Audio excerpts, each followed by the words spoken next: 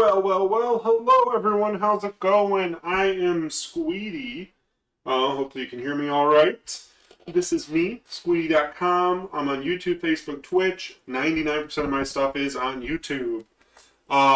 So please subscribe, follow, and all that fun stuff on any platform you like.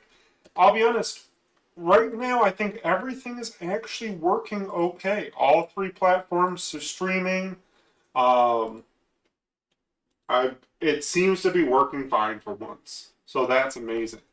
Hopefully my volume is good and it don't sound like garbage can. And hopefully the video sound is good too when I start playing it, but let me know if it is not. Today we're going to be watching the Ashes of Creation development update live stream that just went up like 5 hours ago, maybe 6 hours ago, whenever it did. I was at work. Went up and they discussed nodes. I fast forwarded through a couple spots of it just to see kind of a preview. Looks like there's a PowerPoint. They bring in some friends to chit chat about what's going on, and there's a huge video to watch. They have a 4K video up on their YouTube channel of just the video that they played during the live stream. So after this, if you want to watch it again in higher quality, go watch it. Otherwise, I pulled their whole live stream from today, and we're going to go through it and see everything that nodes have to offer for Alpha 2. I have no idea if there's any secret stuff shared or anything like that. I'm totally not following anything today on Ashes, so this will be 100% a surprise for me. And I just noticed, this is going to slightly bother me, but my chat box or my camera border is broke. Oh, there it is. I just had to select it. Anyways, I thought it was frozen, my little lightning bolts. Anyways, let's get into it. We're just going to knock it out. I don't know how long this video totally, it says it's 2.5 hours. We're an hour in, so it's going to be an hour and a half at least stream. So buckle up, get ready, grab some snacks, and we'll have a good one. And we're going to jump into it. Tell me if volumes are good. If I'm too loud, they're too loud, whatever. Hello and welcome, glorious Varens. We hope that you are Tell me what you just think as excited while as we're we watching. are for August I'm gonna tell you development what I think. update. We have quite a doozy. Buckle in. Make sure you hydrate. Go get your water now. Get some coffee if you need it. Prego pasta because jar. it's going to be a long one. Yes, How are you doing, Steven? I am doing very good. How are you doing? I'm doing great. I'm moved in. I got my wedding venue locked in. Life is great. Goodness. Work is exciting. good. I know. Oh my god. I got to admit, I am I don't normally get nervous for our live streams. I really enjoy them, right? Honestly. But this is a topic that we haven't touched for a while. And there's a lot of updates, and I think it's exciting, and I think the community is going to enjoy it. Excited. But like you said, this is going to be a long one. Probably you guys can expect that this stream will last around 2 hours. So yeah, like Margaret said, make sure you have some snacks. Make sure you pace yourself. Get up and stretch. Move your legs. You got to stay healthy during this time. Yeah. Or get one of those like little treadmill things that you walk at your desk with. I need one. But yeah, it's gonna be a good long one for y'all. So stay tuned. But obviously you can see below here our run of show. We have some quick reminders that we're gonna go through. Well, I did that. Get right into I've got a USB dump updates, and then studio updates, and then Q&A. So I always like to not have safety or secure things plugged into my computer during a stream. So it's gonna be exciting. Yeah, I think we have what five developers that are joining us today, right? Oh, that's a big day. I think, yeah. 3, 4, 5, yeah. Maths are hard on the fly. But we'll do quick updates. So quick updates. First, speed it up, Margaret. We've got our YouTube spotlight comment, and this one comes from Slender MMO, or if that's leet speak, SL3NDER. And they want to know, is the development team moving away from action? Oh, this is the wrong scene. That's Sorry. The wrong slide. It's the wrong one. I thought I grabbed the other one. What is going on? Well, I will grab the right one in a moment. But the question is Is the development team moving away from action combat, or is action combat more prevalent with the melee classes and the healing/range classes are more tab target other than AoE spells? And we have had people asking about this as we've had the cleric update. Obviously, with cleric, it's a little harder to show tab target in action combat because it's healing oriented. For sure. Well, Yes. so to answer that question, we have not moved away from our hybrid approach to the development of Ashes of Creation's combat. And specifically to reiterate, that approach is incorporating elements of skill shots, fast and reactive gameplay that is situationally relevant, and incorporates the camera mode of both tab targeting as well as action combat reticle. That's something that is still in progress. We haven't moved away from that.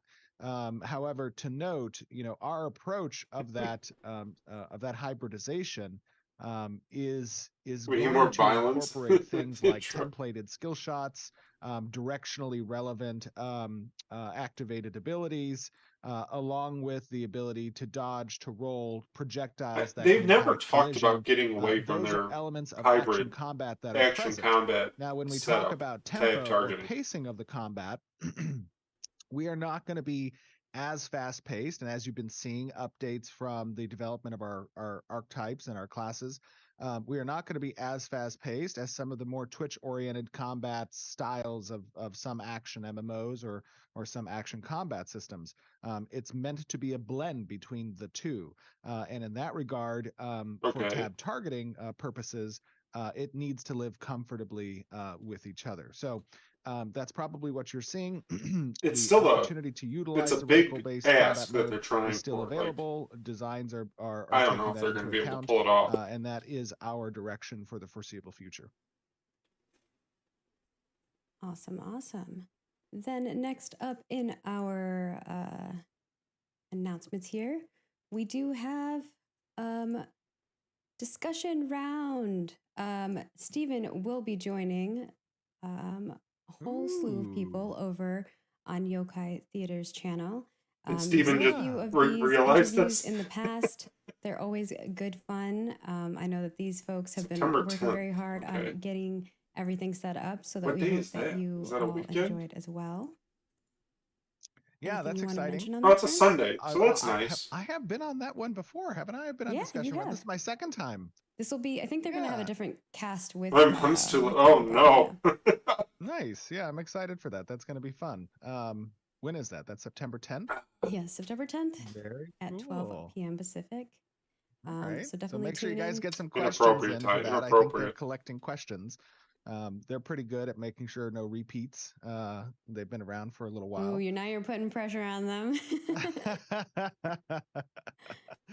Oh no, called it out. We do have a bunch of social that has gone out for this too. So if you I would don't hate to mind, have Steven's over, job retweeting, and then getting asked the same question over and over and over. that would be wonderful. In your also. public eye. And we have People a should be able new just to see dev you. discussion. Like, it shouldn't be like This one is about role play, and I know there's a bunch of y'all out there who are interested in that stuff. Definitely head on over and tell us, or not role play, in-game content. Role play was last time. In-game content. What we want to know is, what are you looking forward to most in-game? Examples, maybe a game system specifically, a fantasy you hope to carry out, or a specific activity with players. So definitely go tell us what kind of content you want to see in-game as our content team is creating things. Now, what if your favorite in-game content is role-playing? That could be it. We just did a report on roleplay. That's why it's like in my mind. That was our last of discussion that we did before. So, but you can still go give us feedback on that if you have thoughts. Let's get to the juice, the meat of the stream. Feel free to add it into that as well. It's the more information, the better. And also, we do have our next one is going to be coming up. Is going to be about your dream node. So if there's things that you would like to see, the one nodes, I'm in, especially the one I'm the ruler watch of stream, is my dream node. Tell us all the things because we are curious. Level 6 Metropolis military. And I'm the leader the of it. last thing I have That's to share with what you my all dream today is about the cosmetics. We do have the non-forgotten cosmetics that we'll be swapping over on September 13th at 11 a.m. Pacific. And I'm not a total fan of that this the September pack stuff. that is coming up is going to be Not a huge the fan. final pre-order packs. Hey, we do have an Wizzy FAQ on the August one McNasty right now over if on you want to Twitch. read How's it that. going? But Having the a good final night? dates and things like that for the September pack will be in the September FAQ. So keep your eye out on that. And if you have additional questions, let us know, and I will try to make sure those are covered as well.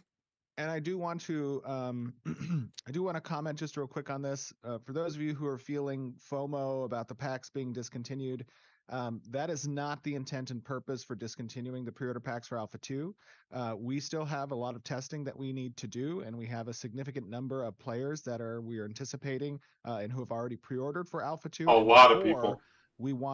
Before we potentially open up again, people to It's a have night. access to Yeah, purchase into my Alpha night's 2, going better now that I'm we need to streaming and vet I'm some watching things this video. regarding Actually, it concurrencies was a pretty and dull single day. player counts.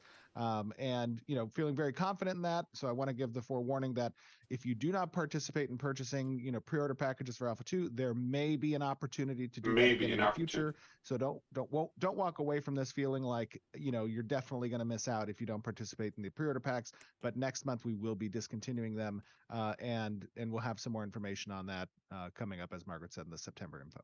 Yeah, and keeping in mind that we'll have giveaways and things like that for Alpha 2 access. So even if you aren't able to purchase, I know some people are like, well, I can't even afford that. So we understand. We're going to have some other ways for you to get involved. Just stay tuned for those things. Extra lives coming up soon too. So keep that in mind. Oh, it is. I like their that's extra lives. They always do a fun job at it. We partake in that every year. And the other thing is that I know that people are like, oh, they're showing off all the this content, and where packs are closing, so that must be Alpha 2 is really close. As right Stephen has stated in the past, it is not right around the corner, but it's not years away. So yes, but it's a year away. Is that what we're saying for Alpha 2? Yourself an expectation. Oh, don't get too excited, because I know people. You can get excited. Don't get too hyped. Excitement is fine. Yeah. Hype is. Don't get disappointed. Yes, exactly. No, we don't mind they're taking too long. And just to be clear, game. I want to touch on that real quick as well. Right, Alpha 2 is something we are working very hard towards, and we will continue to update you on that progress as we normally do every month with these showcases, giving you guys insight into the development of things. You get to see in real time, how there's a point where they just got to pull the trigger and release this. Feeling. That's the whole they purpose really of got to collect that feedback. They're losing. There's so many people I know have lost interest in this game and thought it already released and died. That's why we took this transparent process. Yeah, that they just don't even look for it anymore. That we want to make sure that the experience for Alpha 2 folks is at a stage that we're very happy with, that server performance is good, that client performance is good. In order to ensure that, we need to make sure that we can support the amount of players that are currently part of Alpha 2, and then any additional players that we would want beyond that. Absolutely. Cool. All right. Well, with that, we're going to get into our node update. But that means we're going to also invite some other folks in a moment here. But I know that, Stephen, you wanted to do some prefaces as this first segment of this is going to be a slideshow-oriented thing, similar to what we did with the freeholds, and people seem to like that. Yeah, yes, exactly. So we got a lot of positive feedback with the freeholds presentation, specifically as it related to having that kind of PowerPoint slide-oriented. Anytime, and I think I talked about this in the past, but anytime you have very detail-oriented systems design, it's easy to kind of get lost in the details. People run off on, tangents. Well, what about this? How are you going to solve this? How are you going to solve this? Yeah. And that a lot of times is the discussion that we have in a development setting or in a design room conversation, but we can't capture all of that nuance in a single live stream about some of these systems just because of how big they are. We'd be sitting in a 6-hour thing. But yeah, that's why we have literally hundreds of hours of conversations recorded on the development side during this development process that, we record all of our internal meetings and our internal dialogues for posterity's sake and afterwards so that we can talk about what it took to build this game and have, kind of presentations about that. But there's a lot there, and we have to condense that down to something that's digestible, right? And something that can be not just relevant to a core audience like you all are, who are tuning into this development update, but also to the audiences that exist out there who are a bit detached from the process, and rightfully so. They're not interested in following development journeys, which is totally acceptable, Yeah. but it has to be digestible for them as well. And so, to that degree, What part of Ashes based do on I how look forward to successful most? you That's a guys good question. responded to the Um, Freeholds presentation, we are going to preface this video with a that's a little tough one. bit of a slide Honestly, presentation and building a incorporate some of guild our design and team to having a have that large guild discussion. of And people the intended is really purpose what I of this enjoy in an portion MMO. is to I don't even play MMOs that reaffirm don't have good guild previous designs that functionality were or captured and communities. understood by the Um, community through the community is amazing wiki probably what my that is big upkept part by is. Lex. And Combat can be that good. will reaffirm some of those designs, Housing but is it a will great also plus, but introduce if to you you can't have a good few new quality designs that guild we and have picked community, up along the MMOs are kind way of and worthless. adjusted Might as well play in an order RPG. to accommodate some of the more fleshed out systems as we approached them over the course of the last year and a half. So Yeah, and during slide this, one is going to be that we've canceled nodes. No, I'm just exactly, kidding. it's all curated. You know, I will There's no say world design. No, the just Ashes kidding. No, it's community no is longer pretty good. dynamic. No, just There's kidding. some Love to strange troll people y'all. I've seen Well, in the with that, Discord, I'm going to switch more over than to I've that seen in and other bring in some new MMOs. folks to join us. But I think there's a So lot of like give me a moment. refugees that don't know where to These slides go will also be available to for you games and all stuff. So they're all kind via of like meshing the together article into that we're going to Ashes. post. So if you, I know But it's yeah, hard it's to super read. You're active, like, and is this that's text really what fragments I'm looking sometimes? forward to. But Especially with nodes Yes. as like a Slideshow hub ants? for communities. yes. All right. Welcome. I'm excited. Yeah. What up, gamers? So with Oh, us howdy. are two new folks. Some of them you've heard their voices before. Actually, both of them you've heard both of their voices. So I'll give you guys a moment to introduce yourselves. Once again, we've got Dr. Bucky. Dr. Bucky. Do you want to Hello, talk about yes. who you are, what you do here at Intrepid? Yeah, so hi everyone, I'm Bucky. I've been on the last couple live streams, but I'm a gameplay designer here at Intrepid and working a lot with the systems team, fleshing out all these systems for the nodes and getting them all working. But I also work a bit with combat as well. But yep. Yeah, you get the And- best of both worlds there between I'm combat not and much of an nodes. RPer, Just And get you've my so I'm seen fingers in looking all for the a designs some of PvP now. Bucky's, community. like when you were doing the node 'Cause the simulation stuff too. They've seen Community some is of always these, fun when there's Yeah, conflict, that's stuff that right. you've That's done with right. that, which is pretty and cool. you But want he's to a have a jack of all whole trades. community, We- but then you we- also we do like enjoy to you, have the Bucky. Stay struggles, with us. or at least I like to have the And of course, struggles we've got the between juice, the juice communities go, and Chris. groups and guilds. Tell us a little bit about you and what you do I, here at Intrepid. I always talk about Yeah, Star hi. Wars I'm Galaxies where I'm a from. senior That's game my designer baby. here at Intrepid, and MMO. I live in Nodeland. It's He lives where in Nodeland. it's what I live and And breathe. so Yes, Star Wars Chris is Galaxies had a my great right-hand community and node man, fun when it faction comes to PvP and stuff. And understanding that's what everything. I'm used He to. has digested and regurgitated and digested again everything nodes. All right. Well, if you guys are all good and we're Gucci, Let's let's go. head on over to nodes. The first segment here we're going to go over is all about citizenship. All right. So I'll hand it over to you, Chris. Yeah, so Yes. citizenship is kind of, aside from nodes existing, one of the most important parts, right? So you as a player will get to become a citizen of these nodes. You're going to need to acquire some form of housing to be able to do that within that node's jurisdiction, its Oh, zone of okay. influence. I was gonna take my camera Those so we can forms of read. housing can be an inn, an apartment, a static housing, or a freehold. A static Inns, housing is apartment, static. oh, Oh, go there's ahead, Steven. I 4. was just going to say, housing and things now. pointing out specifically, inns is something that most players probably, and most in our community, have not either heard before or did not get elaborated a bit. Do you want to talk to us a little bit about the intent and purpose behind why we Oh, really? introduced Was he? inns, Did you? I take as it an you already watched option? this live stream? Yeah, inns are intended to be our most kind of accessible form of housing, so that one, players will be able to become citizens should they desire to in an accessible way, because the other forms of housing are fairly limited. Yes. Yeah. Oh, And nice. Yeah. inns are go something ahead. that are I had also, 2 people sorry, I was just message me gonna say, when it inns was are something live that are saying also how available excited they were for even this. around the starting areas before you have an opportunity to go out into the node zones as well. and it provides players with additional storage. They have some limited furniture application that are on a per room basis, depending on the type of room you rent at an inn. That's possible as well. But citizenship, as you said, is one of the most foundational aspects of Ashes of Creation, right? You're expected to be a citizen at a node somewhere, and you cannot be a citizen at all nodes all the time, right?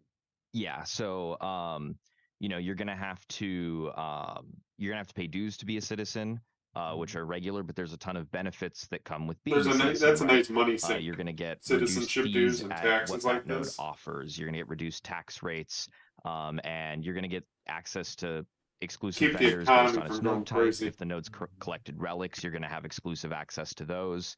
So there's tons of good reasons to be a citizen. And when you leave a node, you incur a cooldown before you can become a citizen again. So it's an important choice you have to make, and there's a cost to unmaking it. Yeah. Absolutely. Players do have some follow-up questions, obviously from the Sure. Freehold conversation about housing. They're wondering how much player housing will be available to a node. And because people I'm seem to be worried homeless. about. So what are their options on Vera to not be homeless? Well, the inns are one very good option, as we were just talking about, and those are kind of capped more by citizenship dues, as that is a soft cap that increases over time, right? When you choose to become a citizen, anybody can kind of get an inn to a degree without being a citizen. But in addition, apartments are another method, which are default and are part of every node has access to these apartments, and you can expand those apartment buildings, right, Chris and Bucky?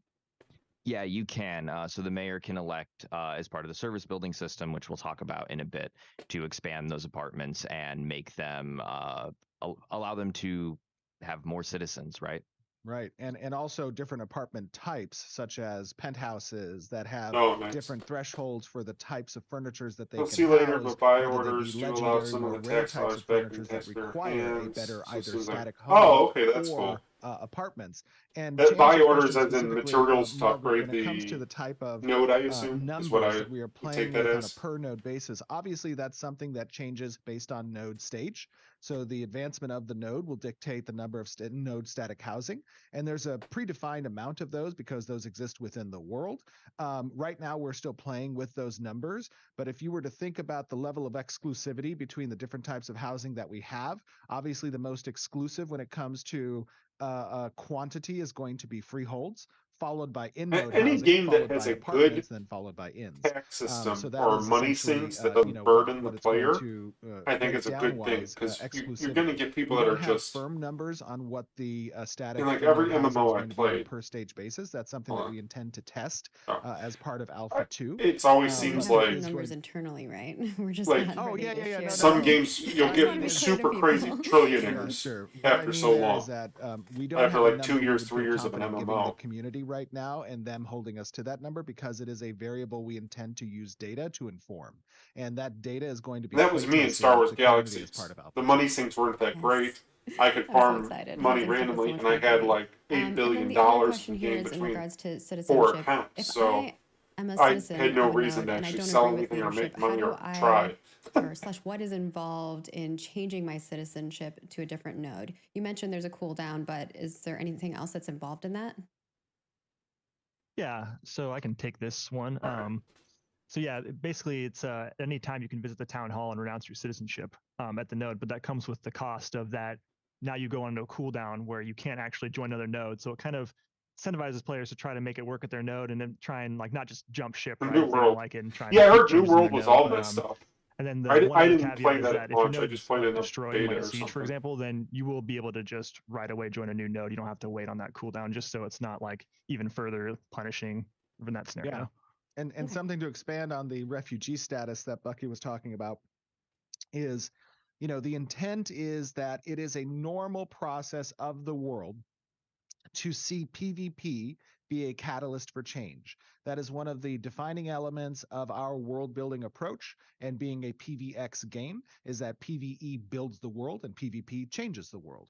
And as these nodes get destructed, and this should be a normal habit that players are accustomed to seeing that landscape changing over time, because it is the breath of renewal that then is allowed as a result of that action. This refugee status to a degree, brings down the friction that the player would have normally with finding a new node to become a citizen at. And we want those types of mechanics present so that players are not experiencing extreme friction after extreme friction after extreme friction to the point where it's just like, screw this, I'm done, right? We want to be able to make that a bit of an easier process. And so the refugee status reduces the cooldown period to joining a new node as a citizen, but it also reduces potentially some of the citizenship dues that might be present, some of the costs associated with it, and Okay. even policies, which we'll talk about a little bit later with Chris and Bucky here, can be adopted by other nodes when a siege occurs. That even makes it more incentivizing for players to come there as new citizens as well.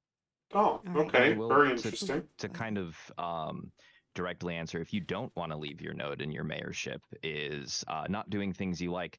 Most of these systems that we're going to talk about here have some amount of like citizenship buy-on that's like required for a thing to happen. So it may stagnate a little if you don't like your mayorship, but you can stop them from doing destructive things, and you can stop them from spending things in ways you don't like. I like that. That's good. Yeah, that Right. might be a good segue into the next slide. Well, there's a bunch of community questions. I don't know if we want to answer a couple of them or speed run through some. Shoot through some. I would try to limit it to probably around 2 or 3 questions per slide. Otherwise, we'll never get to the video. Okay. Yeah, that's true. I guess they're wanting to know if inns are instanced rooms and if they're player owned. Should be Yes. yes or no. So instances are apartments and inns. Okay. And We these knew are about shared apartments. instances where you can invite party members to join you in the instance as well, if you want to do a little bit of role play or group activities in the instances. And then ownership on the apartments and the inns does not exist. You rent these locations. And is it one person who can rent them? Correct. Yes. Same with And then housing. there's- It's like one person owns it. Correct. And then you can have family permission set to have access to those as well. And then the last one here I'll ask is, how will limited housing work with players who stop playing? So if someone leaves the game and hasn't come back for a while, will they eventually be evicted to allow other Yes. players to utilize those spaces? I like that. That's Yes, good. the wheel of tax and death is always turning in Vera. And taxes are a necessary component in order to upkeep and maintenance the freeholds or the housing that you own. And after a period of not paying those taxes, the taxman may visit you and put you in a default status, after which period of time, if you do not settle that debt, you will lose your property. Okay. All right. Let's move on to mayorship. And I will hand it over to you, Justo. Yeah, so obviously mayorship is another really important part of nodes. It's how we kind of define it as the mayor is tasked with initiating changes to the quality of a node, right? Not the Yeah, get progress the of fuck it, out. but the quality of it. So there's Taxman 4 wants their main money. ways a mayor can get elected based on the node type. They're all Turn kind off of my camera. play to different strengths. Oh, it's Scientific, not which we blocking had in it. Alpha 1, which we've changed a little since then. It's not a your single popular vote. It's now a ranked choice vote. Okay. And we should take note of that in real life as well. No, I'm just kidding. Sorry. The economic node type is a blind bid auction. So the player with the most money is going to be the node, or going to be the mayor. That's And that's mine is going interesting. to be a PVE like favor event that players participate in and have to grind through to earn as much favor as possible, right? And then military We've never revealed the military one. and the military is a trial by combat event. Can you reveal Now, the this is military kind one? of the node enters a state A where long time ago, I think. players who register are going to PvP each other in kind of a free-for-all situation, and citizens who aren't registered are going to get to back a candidate and PvP with them. Yes. So let me Oh. set the stage just real quick, because Oh. I don't think in the past we've talked about the potential That's of new. having I think it was like a military champion, and you could equip that champion, and the champion would fight for you, and you'd accumulate points, and that was kind of to prevent the strangeness between like the 1v1 scenario. But what we've decided is that moving forward for military nodes, we will be implementing an election method that leverages the ruined state of nodes as a PvP battleground, so to speak, in a form of an instance where citizens and or candidates can participate. And Okay. during the week, you will have a number of opportunities to participate in a timed event where you can pledge your support to a candidate, or if you are a candidate, you will have objective-based gameplay within a windowed period of time within the node proper, and you will attempt to go to those objectives, execute the required interaction, and you will accumulate points based off of your performance during those events. I like and this. At the end I of like those this a events, lot. overall, the highest point contributor will be elected the mayor. Now, what that event entails is you as a citizen can pledge support, and you will have open PvP within the node proper that groups of those candidates and their pledged supporters can Oh, attempt to secure and combat over the objectives over an hour period of time, perhaps a number of times a week. And then at the end of those events will be the election result. That is the intent and desire behind this system. I'm I going think to it's going to be military fun. node. I I'm think it's taking going the to be guild. interesting, but obviously the purpose of these demonstrations / discussions is to give you guys an opportunity to give your thoughts, whether or not you I think that's really interesting, like what you think that, could be actually. improved, where are the areas That's where you really would have cool. concerns. That's a really cool update. And it brings everybody together. Like I was talking about communities. It's like, Some questions that are yeah, coming you've got in one from guy for chat, mayor, and but all the places. We're everybody looking at has to Discord, help we're looking at or Twitter, we're hurt. looking at social, so That's we're keeping great. an eye on all the places. They're getting fed That's to making me really excited. One of the questions is, are all the benefits that mayors can give to a node the same for every type of node, or are there differences per type of What node? kind of guild will I have?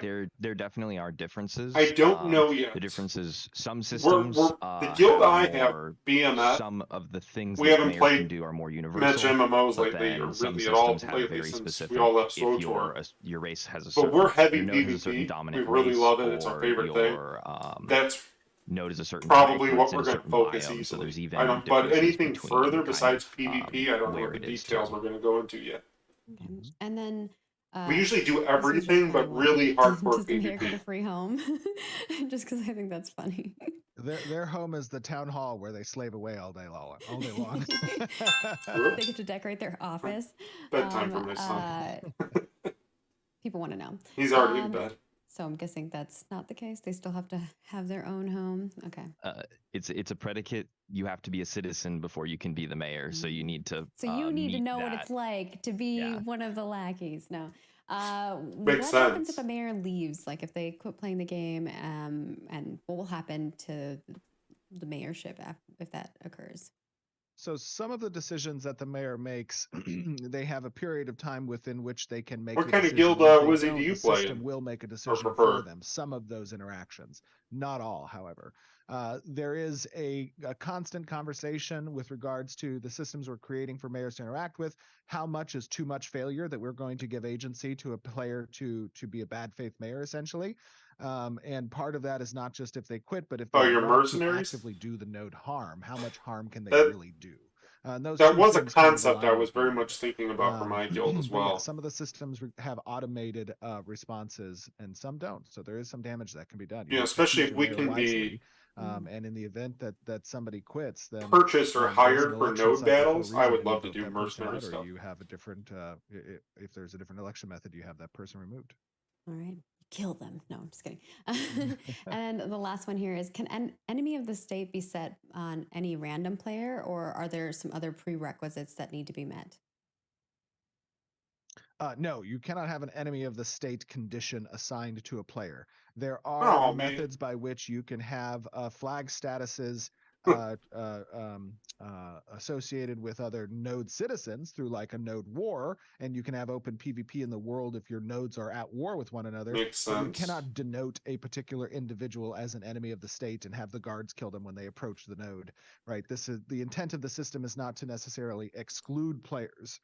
Exclude players and create, cliques or factions within the nodes per se. Everyone's just going to make Steven the enemy of state. Oh, wow. No, I'm just You kidding. don't want me as the enemy state. I have the ultimate weapon. That's true, he does. Okay. Just nuke everything. Spawn No, 3 million no. bears. That's Steven's I'm just a specialty. sandal wanderer anyway, so it's okay. I'm just Sandal fooling around. wanderer. Next up, we have mandates to keep things moving, and I'll hand it over to you, Chris. Yeah, so mandates are Ooh, kind of a new mandates. thing. I don't think we've ever really talked about them We have not. No. outside of the company before. Take But actions. they're functionally what we're talking about. this energy system that mayors get to use to enact things, right? Enable service buildings or Interesting. do constructions, etc. And they generate mandates by having citizens participate in these activities, right? So contributing to the construction of a service building or doing mayoral commissions, which we'll talk about, and voting on policies. So the more citizens like what a mayor Interesting. is doing, the more power they're going to get to do more things. And the less citizens like what they're doing, the less power they're going to get to do things. Makes sense. Okay. Yeah, this kind of goes back to what Stephen was talking about on the last slide too, where it's like we're kind of concerned about limiting how much damage a bad faith mayor can do, right? And this is definitely one of those systems that if you're doing good things that the citizens are agreeing with, and this is part of your power as a citizen, even if even if you think you don't have any power, this is one of your main things is like agreeing with what the mayor's doing makes them able to do more actions and that hopefully are favorable for you. So Yeah, I think absolutely. yeah. So when we think about when we think about certain energy mechanics, usually they're provided as a way to give a throttle, right? And most of those throttles are incurred through specific design curated intent. However, this That's throttle interesting. exists in such a way where the citizens have the ability to either let the gas go for the mayor or pull it back a bit because they're doing things they don't necessarily want. And mayors have a unique ability to elicit change within the node proper, either through the destruction of certain buildings that have been constructed previously because there's a limited number of slots that buildings can be constructed within, or the kickoff of additional projects, or the certain types of policies that can be enacted. Like those things, those actions, the changing of a tax rate, they all have a unified source of energy requirement, and the energy requirement is a mandate, and you accrue those Hey, Joe mandates, Jab. as Chris and Bucky were Haven't been saying, following the through update in a doing while. things that the population Um, agrees with. And when you this is do things that right. the What you're watching right population now is a doesn't agree massive with, node your update. mandates suffer. And if you don't have Um, mandates to do certain actions, then that's the way that the citizenship sorry, I'm partially throttles listening back to this. your ability to elicit Last change. week, I think they did, or last So month, the they did a question we have major from cleric people is update. that if With a is ton of if new there's information a stuff. cap I on would the highly energy watch for that one. mandates. That was a good one too.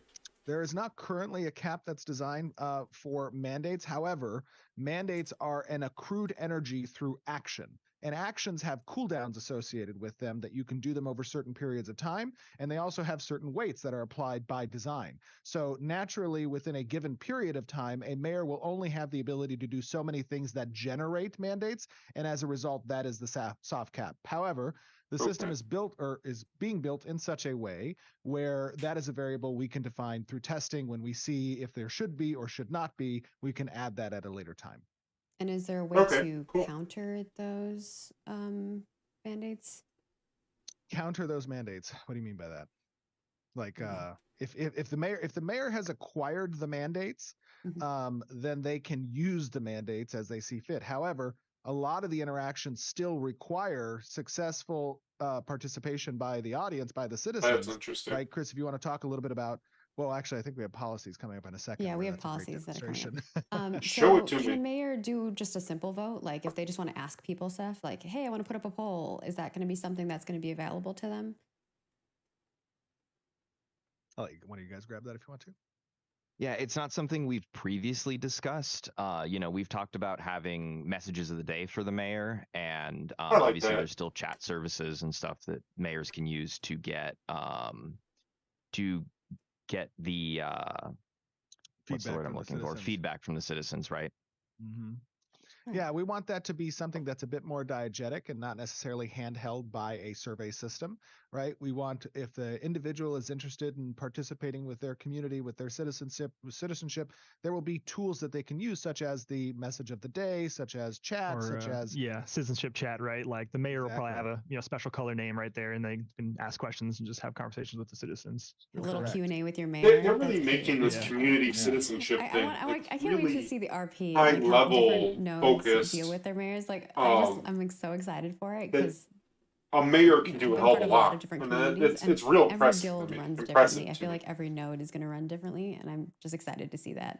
We're Absolutely. already I'm thinking on the excited too, community actually. side what kind of The fun military things we can node, do. I was The really last And surprised question I at had what they're here, doing. just go real ahead. quick, because you touched on a great point there, Oh yeah, go ahead. is that we have a very unique approach in that we are a non-faction based game, many of the MMOs that a lot of us have played are I mean, faction I think based. this game is going to be So heavy faction because of based, that, but that's because just we're my non-faction opinion. based, we have this concept of pseudo factions that we have to create systems in such a way where we can present that. And what you just described essentially is a micro community or a pseudo faction that exists within the Right. nodes. And as you described, like many of those are going to be very different across the landscape. Yeah, Joe. And I think that creates a The very wiki compelling and interesting has social literally diversity. everything. So that It's when all you're the determining confirmed ones friend are or there. foe, there is a I'll see if I got the link landscape for that the. is going to be constantly changing as a result of those different faction interests. All right. And Here, I'll see our if last chat question lets here me is, link will a it. good mayor have a Yeah, benefit that for guy. the next election? So they have some kind of like favor points or something like that so that they Why can is get chat not reelected? showing up in And the how long stream? is that term Such a for? pain in the butt. Yeah, so there's no plan There other we go. than the mayor's actions to help them get reelected, right? If you do good things, you're more likely So to there's get like reelected because bard, players will like you, tank, you know. But there's fighter, no systemic cleric, benefit to previously being the mage, mayor. Yeah. paladin. Let's I move think. wanted to- on to. Or Oh, I sorry, said go one ahead. more Yeah, go for it. clarification about mandates, right? Like if you're you get when you There's become 8 elected, you classes probably if I get a couple remember mandates, total, right? and then as you do good and you're getting more and more mandates, and you might end the election with a bunch of mandates. If at that point you don't get reelected, and a new mayor comes in, I don't think they will inherit They all don't your carry mandates. forward. Yeah, Correct. so Yeah. they'll So get there is- reset back to a. Correct. Yeah. Smart. The mandate pool is unique to the candidate, right? And so and then this is obviously, remember, everything we're discussing here is subject to change. You know, this is all based off of testing essentially that we'll be doing. But as Bucky described, a mandate is unique to the candidate. And so if the candidate is voted out of office, like, yes, there is going to be a momentum slowdown because the other candidate, and as Bucky said, they'll be coming in with some default amount of mandates available to them, just fresh off the election or fresh off of whatever the election method is, that they Makes can use to sense. start their works. But as they roll those actions forward, are they generating more mandates or are they not? Right? That's kind of the intent behind the I have to see momentum this of certain mandate things. system in All right, I'm going play. to move us on to mayoral commissions. If you'd like to Oh, talk a little bit about that.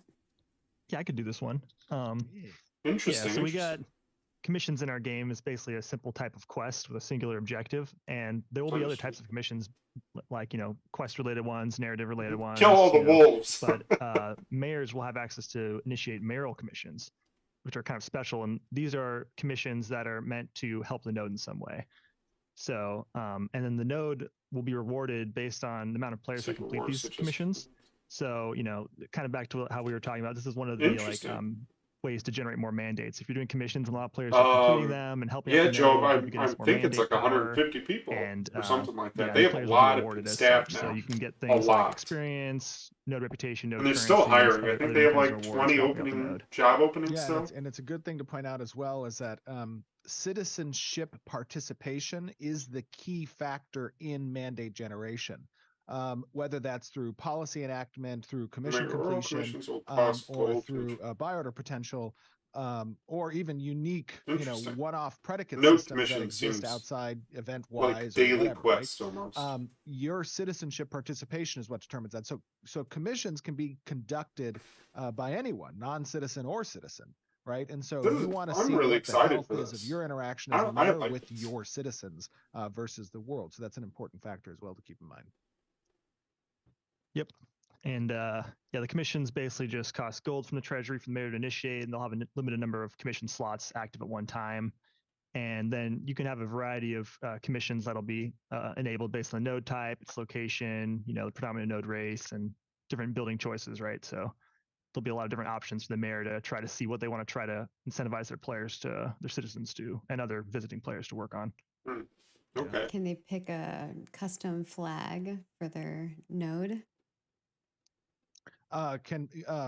So mayors will have a that seems like a simple question suite that will have a number of different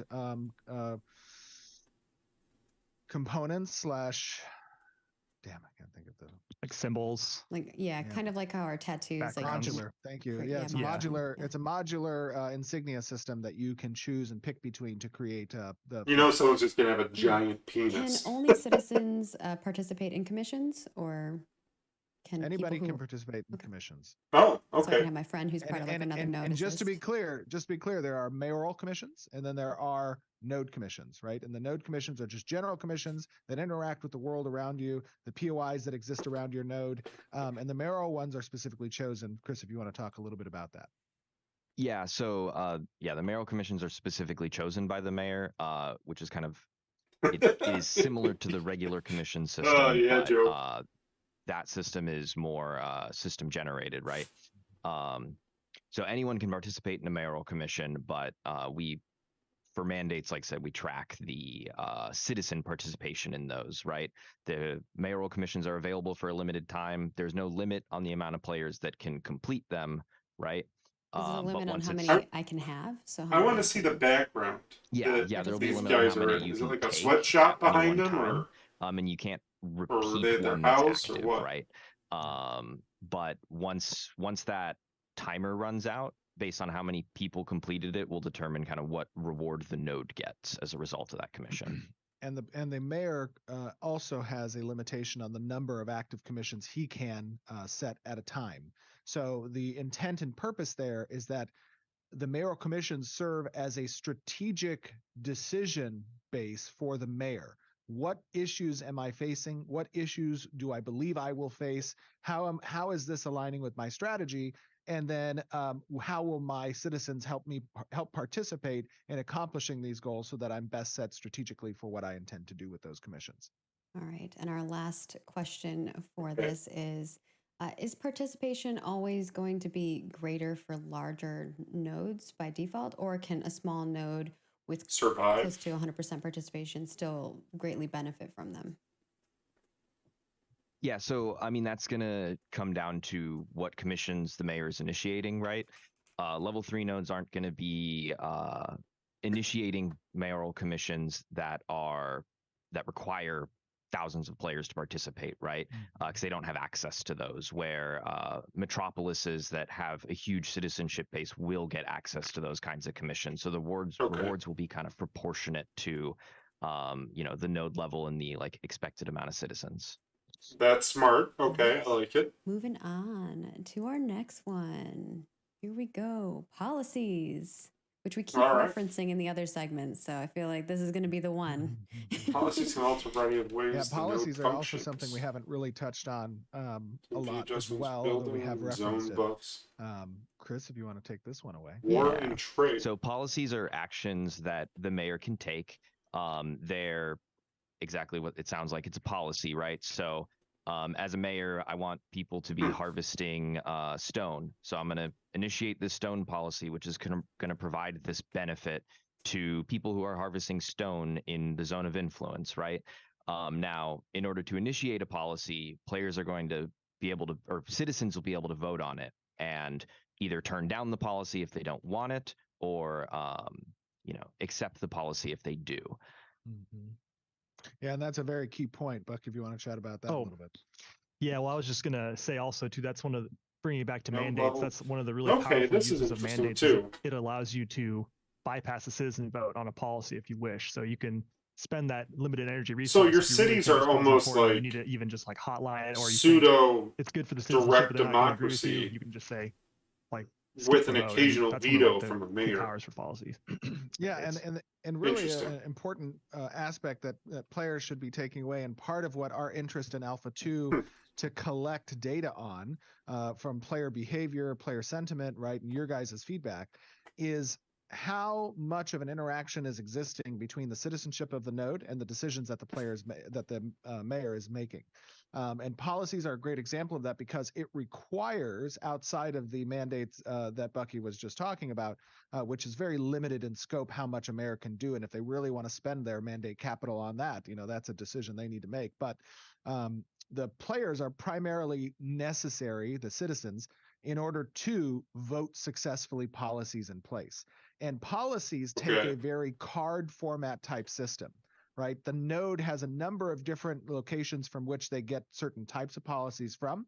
That includes things like racial representative of the culture that the node is, something that's representative of the building selection and specialization that the node has taken, something that is representative of the predicate of happiness that the node is currently at. If Okay. they're very happy or not, you can do certain types of policies. So a lot of different predicate systems make available and also make relevant whether or not you can even suggest a policy for enactment. And then it requires the player buy-on, the citizenship buy-on, to actually get that enactment completed. And there's a limited number of slots that you can have active policies available at a given time. And on top of that, certain policy cards have a cooldown, so you can't use them repeatedly over and over again. Yeah, I feel like this is definitely one of the systems the mayor is going to be constantly like thinking about, like trying to min max their policy choices, right? They're going to be like, oh yeah, I only have a limited number of slots, juggling a lot of different things like the economy of the node, if it's under threat by, a siege, for example, what they're trying All to do, my how they're money trying goes to into, advance their nodes. They're into going to be constantly defense. looking at these I'm policies, not trying to losing my optimize note. them for the best. Like, And It's are the just policies defense. always voted as majority vote? yeah. Okay. Yep. And then the next one here is: do policies affect the vassal Just to be nodes? clear, Oh, go ahead. you said always, except for the cases where the mayor uses his mandate power to override the citizenship participation, which again is limited in function, but it is a power that the mayor has available to Right. Okay. Veto. Or it's like an emergency action, basically, right? Exactly. It's an emergency action. And Okay. certain events will also make certain policies available. Like if a war gets declared or a siege gets I declared, want to see you how have certain wars, warfighting node policies wars that are now available to occur, you. or how Those they might function. require much lower threshold of player or citizenship vote in order to pass as well because of the emergency situations. And so I'll re-ask the other question because I think we went back to the other one. Do policies also affect the vassal nodes of that node? So there may be policies that do, but they don't all inherently. Okay. Yep. And there All might right. even be policies that affect the zone around you. Policies have a wide range of effects that can be conferred. And that's the intent, right, for the system. Yeah, they could go from affecting the buildings you've constructed to affecting the zone of influence of your network, right? And the last one here is: will nodes affect the Interesting. policies chosen in a physical way, like different objects seen or things like that in the node? Like, will they see things change? Good question. Certain policies will absolutely have a visual change that are present, right? Not all. We want to make sure that when we spend our budget of either asset creation or content creation, that we're reflecting meaningful choices that are more wide arcing. And that might be in the realm of like props getting spawned to reflect, like, you have a refugee status. Well, now I'm spawning a number of like guards and citizens with clothing and boxes of food to kind of represent, hey, we're taking in refugees because the node nearby got destroyed. That's a how nice we little would effect. visually, diegetically show these types of effects within the world. And in the node layout tool and how nodes are constructed, those spaces and locations are predefined for certain types of either events or policy creation or relics, right, to show those things in those areas. All right. To keep us moving along, we are going to talk about service buildings now. Ooh, okay. Which I'm very excited for people to see on the stream when we do the playthrough segment because I can't it's wait. cool. I can't believe we haven't gotten to the playthrough yet. Yeah, serving buildings are one thing we hit hard in the playthrough that people I got don't to have a see. But, preview Bucky, box. Chris, you guys want to take it away? Yeah, I can do this one. Actually, maybe do you want to start with the next slide that kind of explains it? Then we can go into the maintenance and demolition Sure, stuff. we can go. Yeah, do the with next first one. Yeah, building types. Go for No, it. let me move my camera. Yeah. Okay. Yeah. So yeah, there's a couple Didn't different help types at of all. service buildings, right? We have your default buildings that come pre-built with the node. Those are things like the town hall, the warehouse, the caravanserai. And then there's also constructed service buildings. That's a lot of things like the artisanship buildings, businesses that Okay. the mayor actually has to initiate and choose and then voted on and built by the players. Okay, that's cool. And then the different types of buildings there are between that is some buildings are active service buildings. So those are like, your artisanship businesses, like your different, your blacksmith, your tavern and all that. And then some buildings are passive buildings, and those are kind of provide passive benefits to the node. Okay. They don't have a reason to be visited, but they unlock the ability to upgrade your active service buildings through expansions. Okay. And then so building expansions is the primary way you upgrade your buildings through expansions. I think we're showing expansion tree in the recording, right, for the blacksmith. And so to upgrade your building, you choose expansions, you build passive buildings to allow you to like unlock those expansion slots.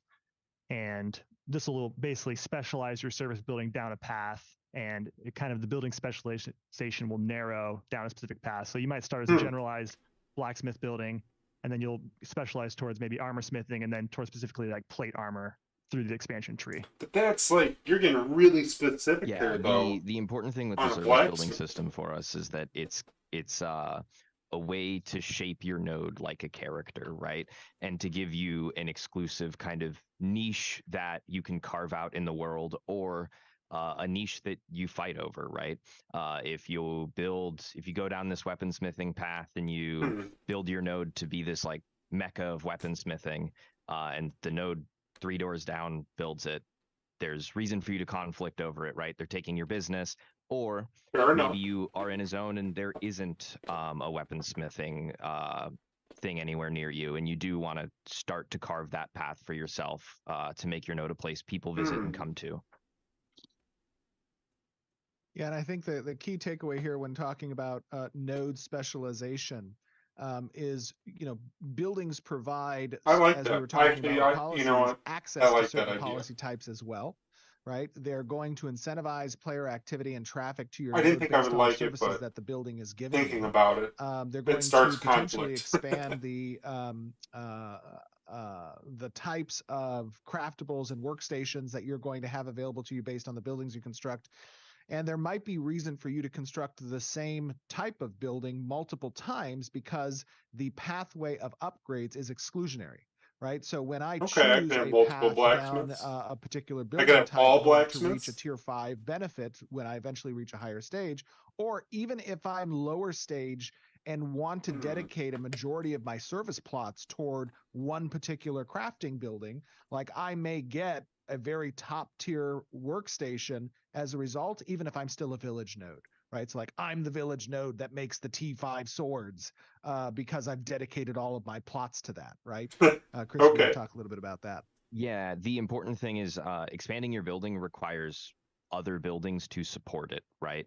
So to go from a smithing building to a weaponsmithing building, you're going to need to fill another plot with what we call those passive buildings, right? Or support buildings, and so they many are going to provide some infographics for kind this of game.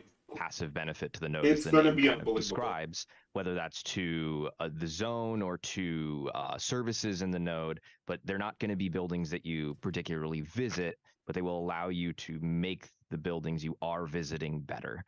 Yeah, and this is some a good, of those depend. Just real quick, some of those dependencies that Chris said can also be conferred based on the vassalship network you have as well.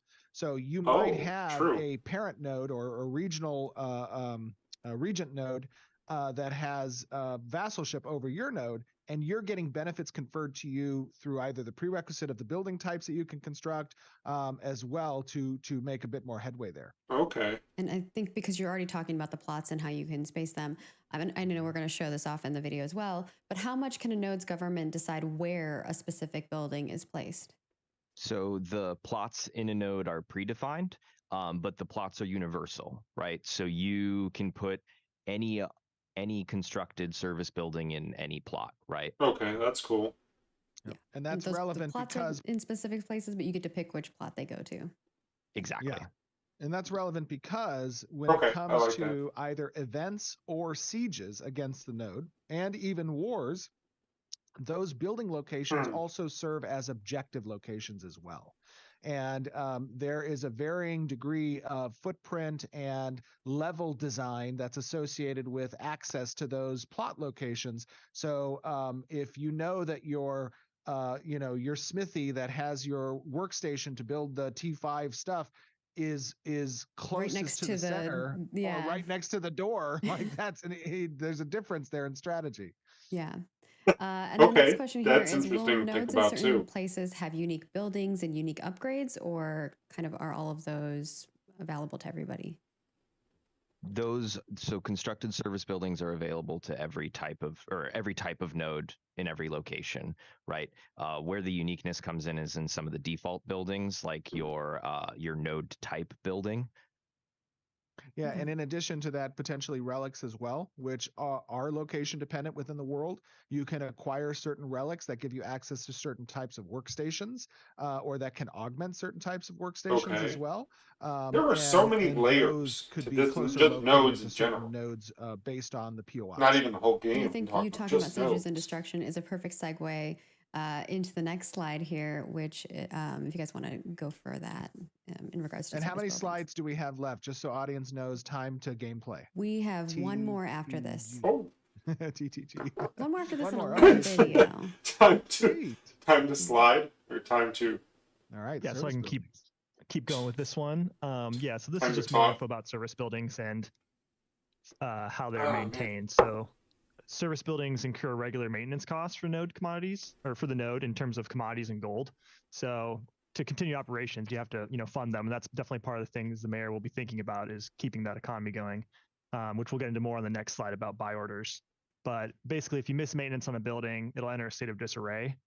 And building maintenance is auto paid, but and it kind of goes through like the most valuable buildings they'll pay first, and then if you don't have enough commodities though, or gold in your treasury, then some of your buildings will become in a state of disarray. And so if a building's in a state of disarray or maybe damaged as a result of a siege, it basically needs to be repaired. Okay. So to do so, players visiting the node can just contribute materials to restore the building to an operational Oh, state. that's pretty easy and And straightforward. then mayors will also have the ability, if they want to demolish constructed buildings.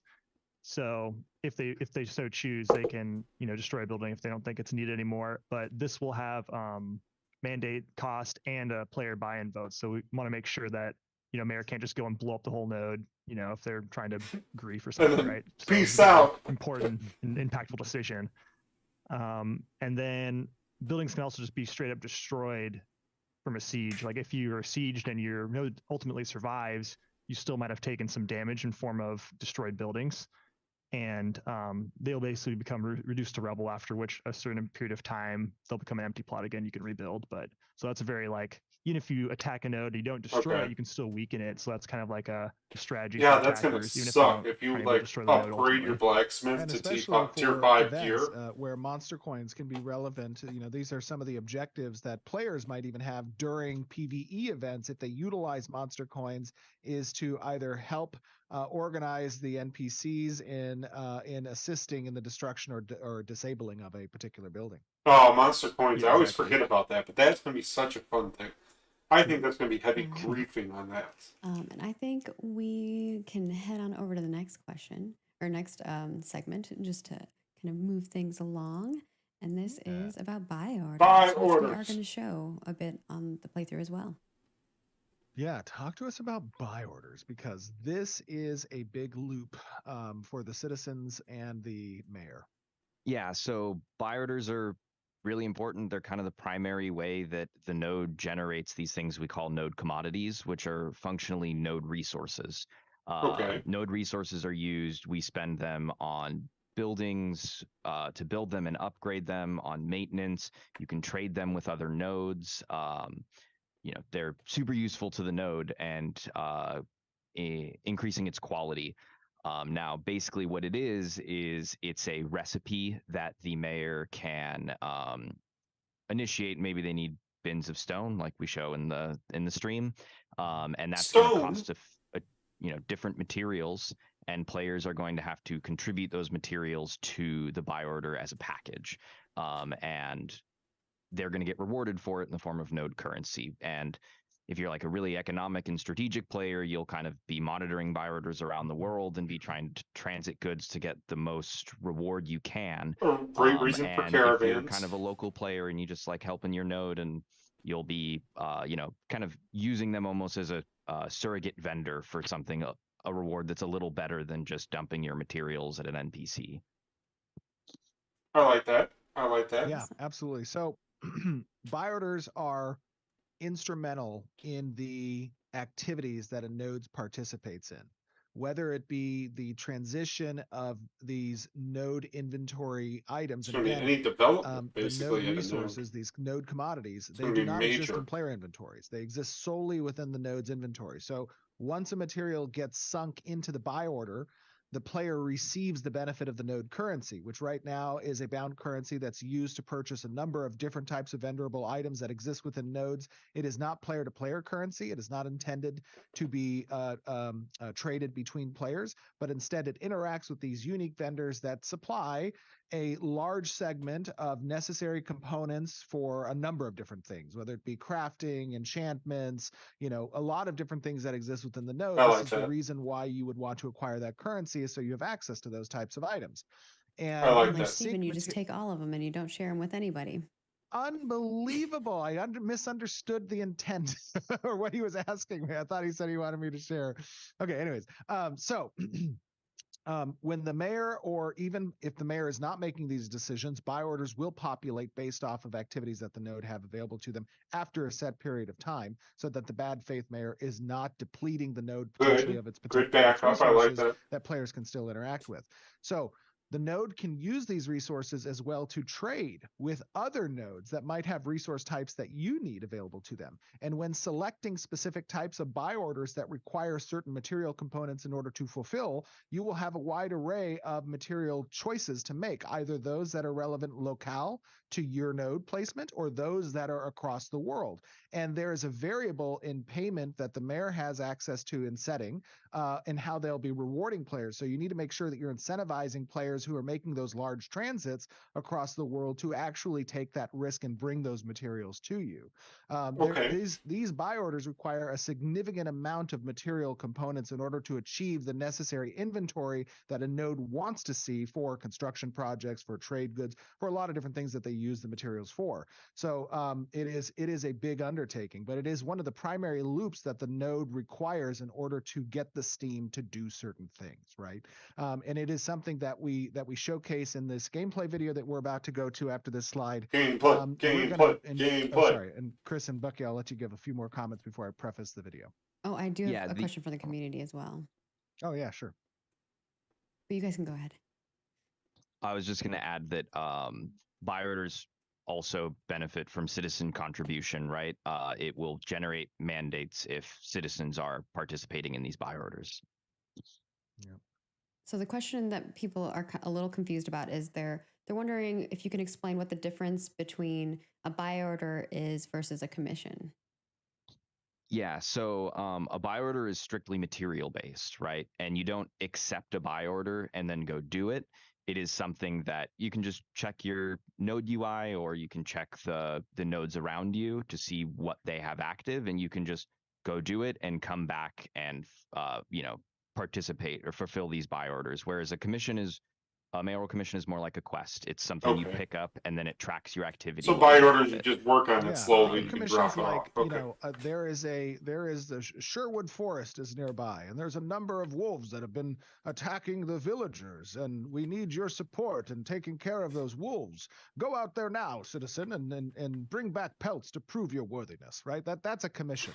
Whereas a buy order is more like a person standing at an auction, house saying, we're willing to buy this for this amount of money. Does anybody have this, right? And you're coming up, checking your warehouse inventory, checking your inventory, and you're depositing that in exchange for the node currency. And that then you're using the node currency to go interact with vendors and purchase vendors. Now, to be clear, node currency stays with the player even if their node is destroyed or they drop citizenship.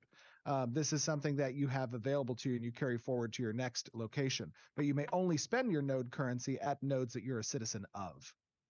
And also, you have to have enough node rep to be able to buy certain tiers of things from the node with your node currency. Even though the currency is generic, you still need the rep with the node to unlock better purchases. Correct. And guys, I said this at the start of this presentation that nodes is the most complex system that exists within Ashes of Creation. It is arguably one of the more complex systems that probably exists across MMORPGs as a whole. And what I would say is what Bucky just commented on, which is node reputation, is a separate mechanic that also deals as a predicate for the vendors that you have access to as a player.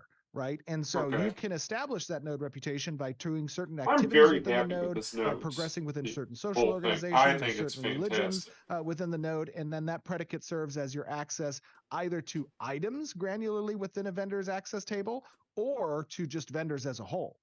It just kind of depends. And there's different thresholds you have to meet across different vendors. Okay. Yes. Okay, and that's cool. And almost every system interacts with nodes in some way. It's a little Yes. crazy. So we'd be here all day if we went through everything, but we will give you snippets here and there throughout the upcoming months. So I this hope won't be to the only God. thing. Just hold tight. Yes. Um, And on that point, I do want to pretext to a degree what we're going to be showing here. And I know, Margaret, you have prepared a video to kind of give players some insight yeah. to. Can we answer one quick question, Yeah, which sure. will Yeah, buy yeah. orders include processed or final goods, or is it only just the raw materials? It will include raw materials and processed goods, but not Okay. final crafts. Okay, Yep. cool. Okay. Now I can play the video for you, Steven. Cool.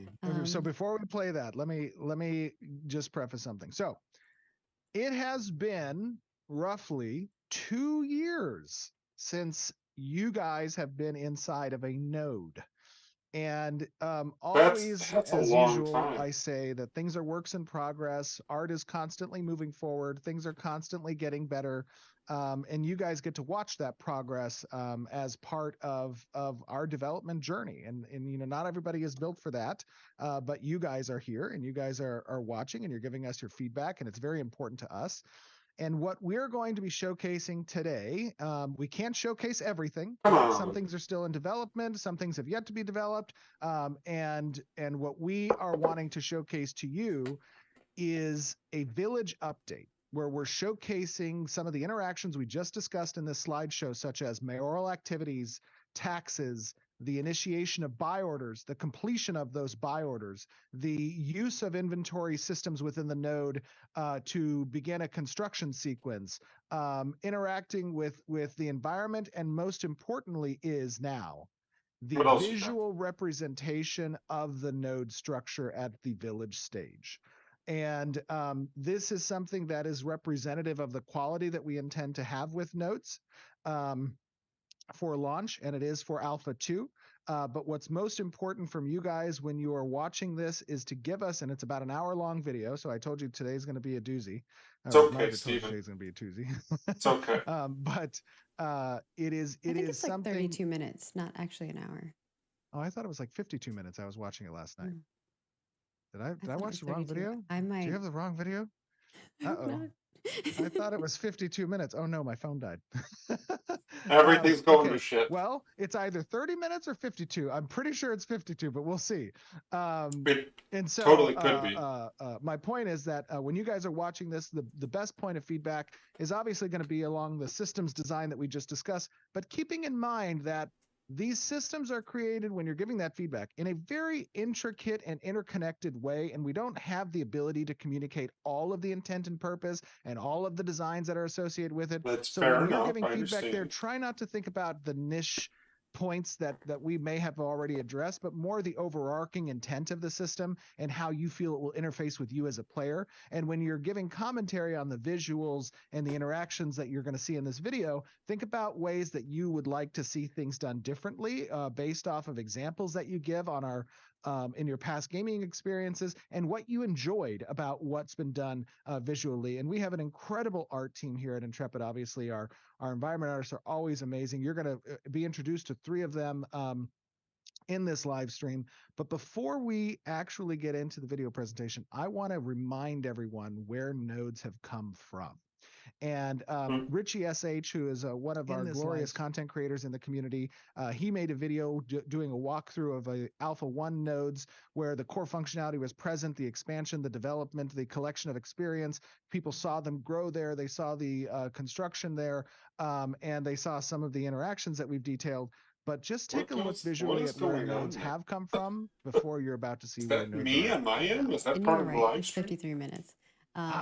Also, Got him. Richie was Got on him. our Q&A that we did in April. So if you want to check that out over on our YouTube channel, Stephen answered a lot of great questions over there. And so we can play the video and talk over it as we're watching it. Yeah, and my.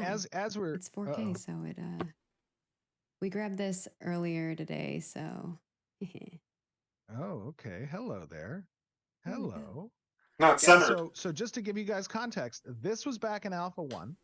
This was a very bare bones Who's representation of the node, but had a lot of the core functionality present from the collection of experience around it, the vassalship system and locking out other nodes from progressing, vendor tables that became available, and new nodes and new story arcs and quests that were possible as a result. The purchasing of housing, the storage Okay. Yeah, components, this is what I remember. the citizenship and the mayoral election, right? All of this, the core functionality was Oh, there, I but just played to give you with this guys guy. insight to development, Am I this in was his not video? visually 'Cause what that'd we be wanted to hilarious. represent for the node, but served its purpose at the time.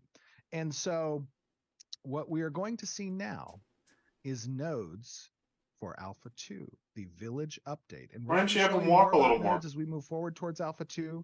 But this is an hour-long video you're about to watch that gives you insight to where we are now. And with that, enjoy the show. Send nodes. Send nodes. Send nodes. We are sending nodes. All right, let's go.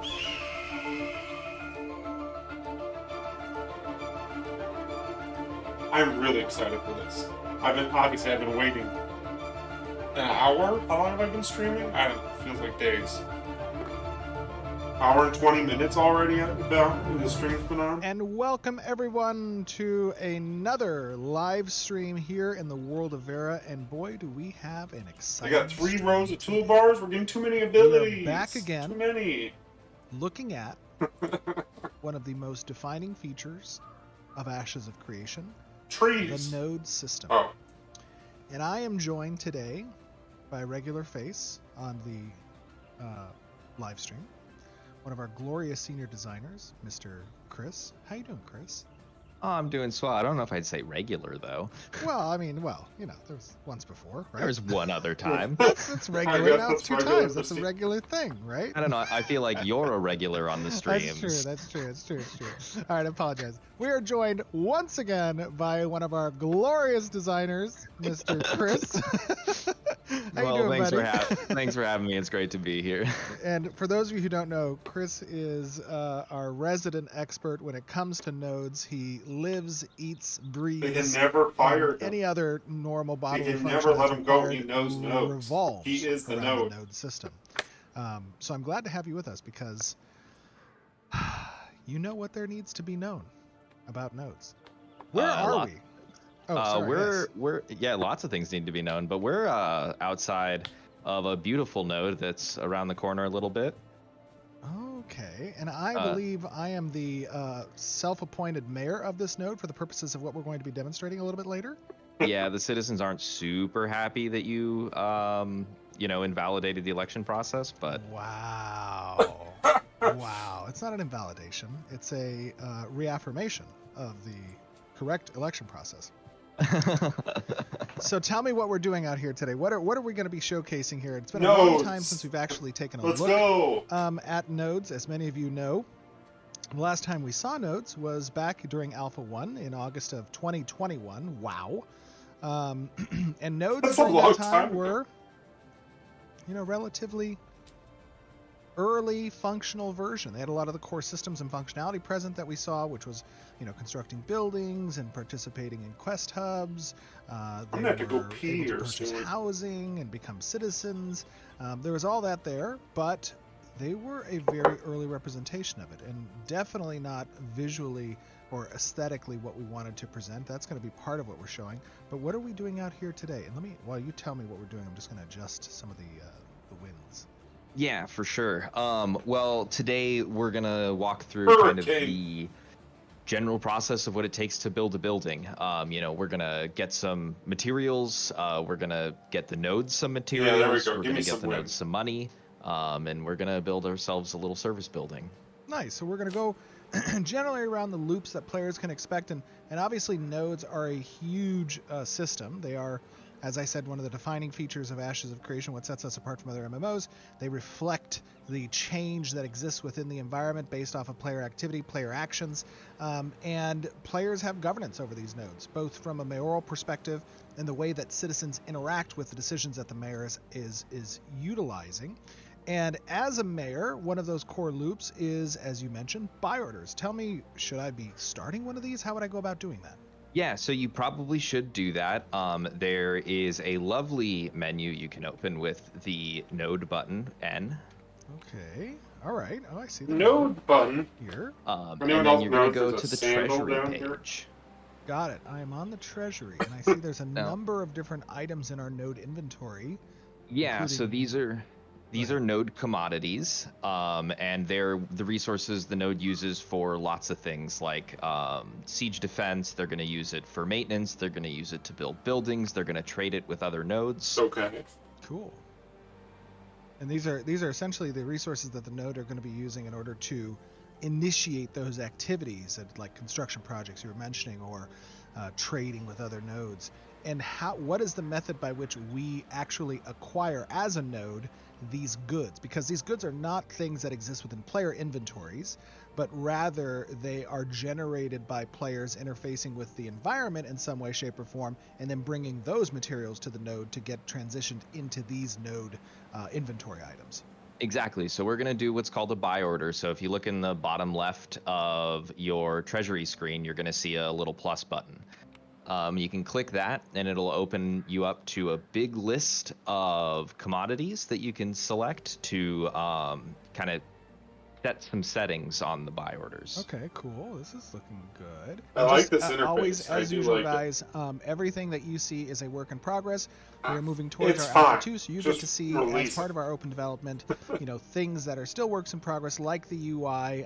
This is a functional UI system, but it is not the version of our final UI artistically. Same is true for everything you see in the environment. Honestly, I don't care. Like, So a what clean should UI I wins be generally selecting over- today? What do we need? What are we So, trying to build? aesthetically pleasing. You're going to need some bins of stone. We're going to build a forge today, or nice. a smithy. We Smithy, renamed okay. it. It's not a forge anymore. Okay, cool. And I you're guess going to they need bins of renamed- stones for it. All right, so I see bins of stone in the industrial goods section. And Yep. over on the right-hand side, I see that I have the ability as the mayor to customize the buy order. And what elements of this would I want to customize and why? Yeah, so the first thing you see at the top is the recipe, right? The recipe is going to change the mins and maxes of the parameters you see below, how much you can pay players for these items, how long you can keep them active, and the ingredients are options you have for the recipe that you've picked, right, for Okay. different materials. So obviously, not all materials are going to be local to all locations. So kind of Makes sense. picking the right things to either incentivize players from a long distance to bring things to you, or picking things local because you need them now and you need them fast and you need them for a low amount of Right. investment. Okay, so the first thing I'm looking at is this purchase price. And is this what I'm paying players essentially from the node treasury on a per item basis of these materials? So a buy order comes as a package, so players deliver them as a package. And you are paying per package functionally, but that is not in gold; it's in node currency, which is the Got it. primary way that nodes are going to reward players. Okay. Okay, cool. Yeah. And so when I'm purchasing that package, is it that I'm buying one basalt and one halcyon and that is a package, or am I buying 50 basalt and 50 halcyon and that is a package?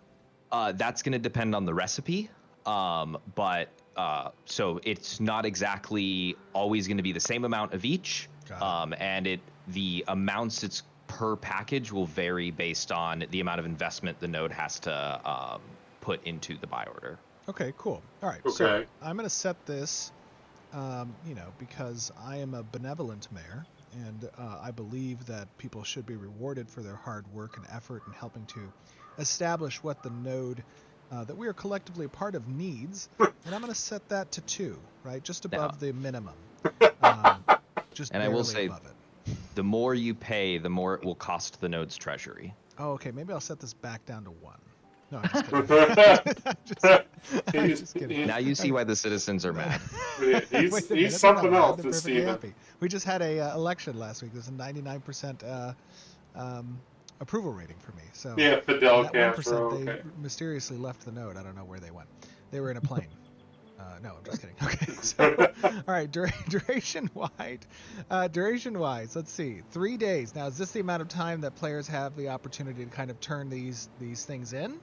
Exactly. So the last slider that you have there is quantity. And basically, when you initiate a buy order, the node is paying for it, right? So regardless of whether players finish it, you've paid for it. So the longer it's up, the more likely you are to get paid out. But the shorter windows allow people to kind of capitalize on it. Sure. The early bird gets the worm. And just to be clear, I know Okay. exactly what many of the people in the audience are thinking, that if I was the mayor and I knew what types of buy orders I was intending to launch at some date, I could inform, via some type of insider trading, what that is going to be, so that people He's have taken time my idea. potentially to bring those I literally resources thought to you this in advance 30 seconds and ago. purchase out all the buy orders. Yeah, that is definitely true. The mayor does have some power to give people warning, but they also have the power to pull the rug out from under those people too, right? Yes, Tell a them little you bit of need bins of intrigue. stone and you need, basalt and halcyon, but you actually use iron. Okay, interesting. And then that way, if they are bringing those things, usually via caravan, given that a lot of the quantities for these types of buy orders are going to be relatively large in order to accommodate the necessary material components that the node requires, they might be subject to attack potentially, right? And so reputation matters here. So I see that Reputation does. in choosing quantity, I'm choosing 116 different packages, which means I'll get 116 basalt and 116 halcyonite, and that will help us to finish this project, yeah? Correct. All right, so I'm going to go ahead and schedule Okay. this order. Order details, okay, yes, let's see. Oh, okay, so this package it's not a one-to-one per se.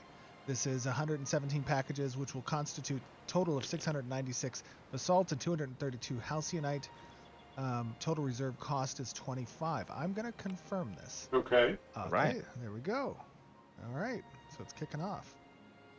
All right, so I assume you've brought me out here, and I don't normally participate in direct I don't do manual it. He doesn't do his labor as the own, mayor of this own node, work. but for demonstration purposes, I will help you collect some of these resources. Yes. I see we're out here in a beautiful part of the world. This is obviously the Riverlands, which many of our Always the audience are Riverlands. accustomed Show to me see. that desert. This will be one of the primary Desert. locations that we will be testing for Alpha 2. It is expansive. It is large. It is probably larger than most MMOs, just as a single biome that people have participated in. Well, I hope see so. we have some familiar halcynite here. Yep, I've got some insider information from the artisanship team on where we need to go. Nice, very cool. We've added some When new Alpha smoke 2 to coming the up? system. No idea. They have said nothing. To the effects Nothing here. at all. Looks very good. It's not. They said See it's some not going to be different out results here as soon, well. and it's And so not going to players take several who are years. interested in see this kind of update at the node of the necessary materials requested. So I'm going to Not say all next the time year. will those materials be At in this the point. locality of that node, right? That's as you were mentioning, a bit strategic for the node to either select material components that yield the type of node inventory items necessary or commodities necessary based on the geolocation of that. Correct. And they might not even have access to buy orders for certain node commodities that are local to them, right? Okay. So higher tier commodities will be, further away. Very cool. Interesting. Okay. And will players around the world have an opportunity to inspect the types of buy orders that are currently listed at a particular node? Yeah, they will be able to. Cool. Very cool. So those of you who So, are yeah. traders and are interested in kind of, I'm going to start moving down this road now. Those of you Alright. who are traders and are interested in in actually capitalizing on the supply and demand of nodes, and their competing do like interests this and what they're trying to node accomplish, system. will have an opportunity to or the to resource move nodes. those goods around the world, take that risk potentially, but receive a high reward as a result. Exactly. Ooh, I see we have someone up ahead here. Who is this? Looks like a lovely guard. A guard doing his duty. Let me pay him a visit and tell him how wonderful of a job Tell him he's what? doing. Fare thee well, God. Why is there Hello? a guard in the middle of nowhere? Stop when your mayor is talking. Hey, Listen, they're busy people. does he not recognize my authority? And is he stretching in front of me? He's gonna fight you. Do I bore you? Unbelievable. I'm gonna have to talk with his commander. This is a beautiful area. I mean, the environment team did a phenomenal job, obviously, always. And I think one of the big things that people are going to be in for a surprise here as we showcase this glorious node. Where are we going, by the way? This is Winstead. This is the lovely Winstead node. Okay. So one of the biggest differences that people are going to notice today, and of course it's very important to keep in mind. I'll go into walk mode. Oh, it's up a hill too. It's very important to keep in mind that nodes in Alpha 1, the last time we saw them, They're were very really placeholder. tiny. Right, as I said, they were core functionality, but artistically they did not represent the aesthetic of nodes that we were intending to create. And the environment team has been hard at work in creating, obviously, the different stages of these nodes, but also in representing the type of visual fidelity that we want to represent within the cities of our game. And I believe that we have arrived at Winstead, and we are joined by some additional glorious members of the development team. I see two of them here. We have Mr. Tristan, our lead environment artist. Tristan, how you doing, buddy? Hello, welcome. I'm doing very well. How are you? I'm doing very good. We just went for a little stroll, got some resources, and now we're showing up Alright. back to the You got- node. I love the You got look of everything this you need? node. I do. I think I have It everything we doesn't need. look generic. We also have with us, I see, Adam. How you doing, buddy? I am good, thank you. Another one of our glorious environment artists. Yes. And there's And- one more missing. He's around here somewhere. What? Where is he? Did I lose somebody? Is he, He's is he back over over here? here. What is this? Is this the caravanserai, by the way? It is the caravansary. Oh, very cool. Hold on, I'm going to come look over there, but let me just take a look at what's going on. This in is here real nice. quick. Beautiful. And this is where players will have an opportunity to reserve certain caravan stalls. They'll be able to kit out, and we'll be showcasing this in a future live stream, probably a couple months away or so, where you Couple can kit out months. your Oh my caravan God. with different components. You can upgrade these, and that is a default building, correct? The nodes don't select and create those by agency, Correct. but they come by default. Yeah, that is a building that comes with the node, though it is upgradable by the node. I see. Okay. Now, where is our third? Where is James? Hello. Ah, we have found him. Welcome, James. Hey, I was just doing some stuff at my house. As Oh, an you early got a- citizen, I was able to get some Ah. real estate. Very nice. Okay. He's Look at really close to beautiful that little house node. you have there. It's quaint. I think that's the appropriate term, right? Quaint. Are you Well, paying you your know. taxes on that? You don't really pay us enough, so Unbelievable. Unbelievable. It is not the mayor's job to assign these salaries. This is a purely capitalist society. Those are that you need to speak to your corporate head. I mean, I didn't vote for you. Oh, Oh no. This guy We'll sounds be gotta hit talking with after some- the stream. I got to hit with some bad news. James is invisible. Oh, James, where are you? I drank a potion of invisibility. Oh, very nice. I can see you, James. I think you look that's very just- nice for me. That's because you're the mayor. Yes, that is correct. I see all. I'm the mayor of Sauron. No, I'm just kidding. Well, let's head into All right, let's see this. Let's the go. node and What I've been waiting take a for. look here. This is, I mean, truly a sight to see. I love the layout. I love the aesthetic. You guys did a phenomenal job with actually representing, I think, what we want out of the node. I mean, visually, it's just It looks great. Oh, look at the little piglet. Eat it. Yeah, you might find Aw. a few little small farm animals to hang out with around the town. but- Those guys are great. Little piglet. Talk to me a little bit about what it took to bring this node online and to the visual fidelity that we wanted to. A lot. Said hence.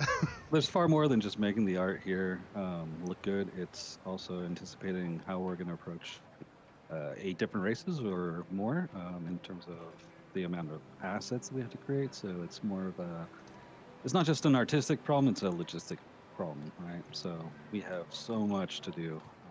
I'm glad they have different views other than just The Steven. world in terms of the biomes and making this all work and functional, because all this is dynamic. This isn't set in stone. This is something that's going to be spawned and created by the players and built up by the players. So. And that, of course, makes it entirely more complex.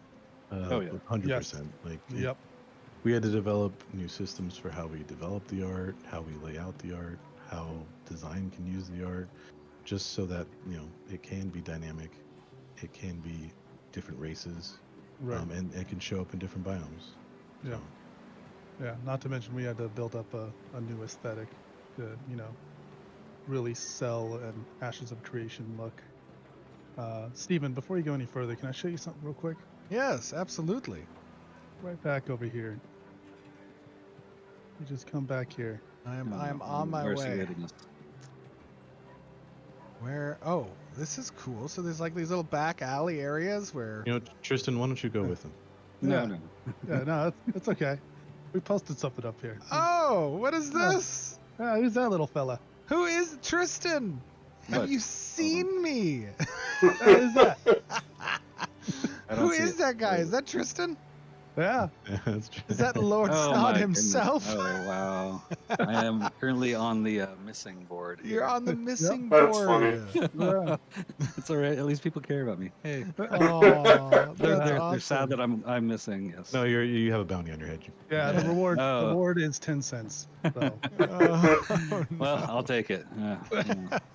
At least somebody's paying attention to me and where I am and where my whereabouts are. Aw. That is hilarious. Steven, where are you going? So, talk to me a little bit about, Oh, okay. we're going to get back to the systems real quick in a second, guys. But I want to just kind of go over what are some of the unique hurdles that we are accomplishing This looks through the beautiful. development of these nodes, especially considering that they have to go through multiple different stages of development, from crossroads to encampment to village to town to city to eventually these large metropolises, and how that makes this a very complicated process for This you guys. is way bigger than I thought nodes would be. Yeah, I mean, essentially, we have to plan for the buildings being able to expand, to get taller, to get bigger, and that has to happen. Is that carriage permanent, or will We need it to set the disappear? Concept and figure out. I mean, it how we looks get cool. from There's an the aesthetic, inside but camp to Metropolis, and then kind of work within those bounds. And there's been a lot of discoveries and pain and tribulation along the way, and this guy just died. Oh no! But yeah, it's it's a work in progress, like it is for every stream, right? Like, but I think we've have a good start here, and we'll be able to really kind of push forward and. this show is progress, beautiful. Yeah, it's in the future. beautiful. Absolutely, it is. I don't have to build a It new is a computer by the beautiful time this is view out, of but this, hey, of this area. that's all right. And I know that there's been some changes kind of in how we anticipated node expansion working, and utilizing a more district-oriented approach, where expansions kind of are previewed or at least telegraphed to the node as development continues, as expansion grows. Players start to see construction taking place within the node to represent those expanding areas. Yeah, that's right. As the mayor and the citizens start, bringing more online with their node, you'll start to see the outskirts of, say, like this village, for instance, start to have little construction projects. Grass will be cleared. You'll start to see My hair's a little crazy. scaffolding and other things being placed, as well as materials, and you'll start to see the Oh, that village guy's expand stuck. into a town, and then a town into a city, and so forth and so on. There's a lot of And it's really exciting. barrels to being be able moved to around in this build these town. systems and visually still have them look, well, you can see how it looks, but Yeah, absolutely. And it's not just, obviously for those of you who might be a little bit newer to the audience and the project, the systems that are in place to accompany this node progression, these city progressions across the world, are really intended to be defined by player activity, player action, player choices. Uh-oh. Oops, we have a little bit of a weird mesh issue over there, but that's okay.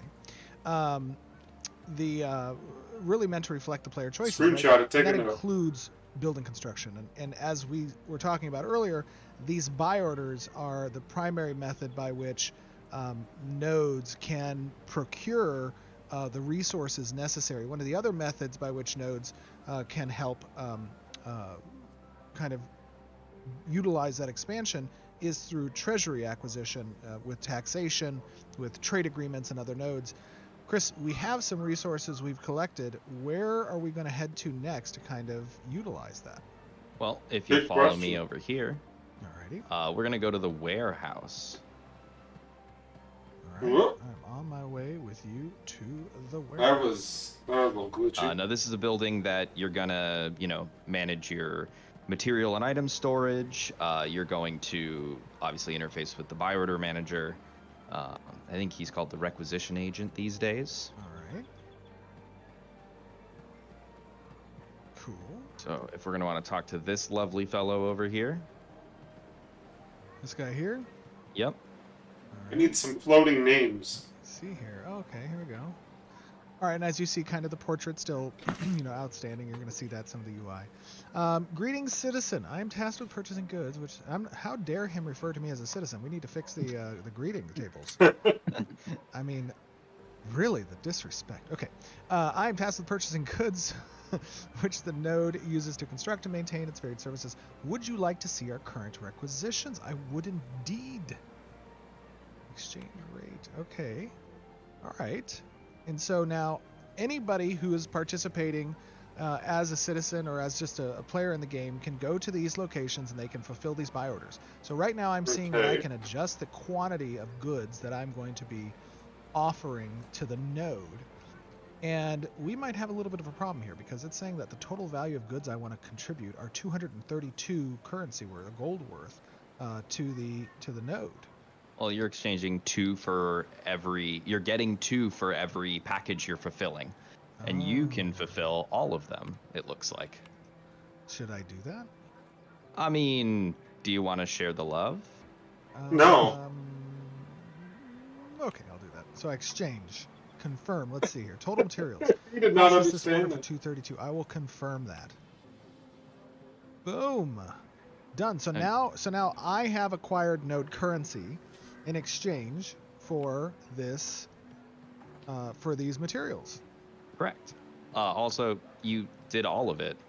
You didn't share anything. Uh-oh. What does that mean?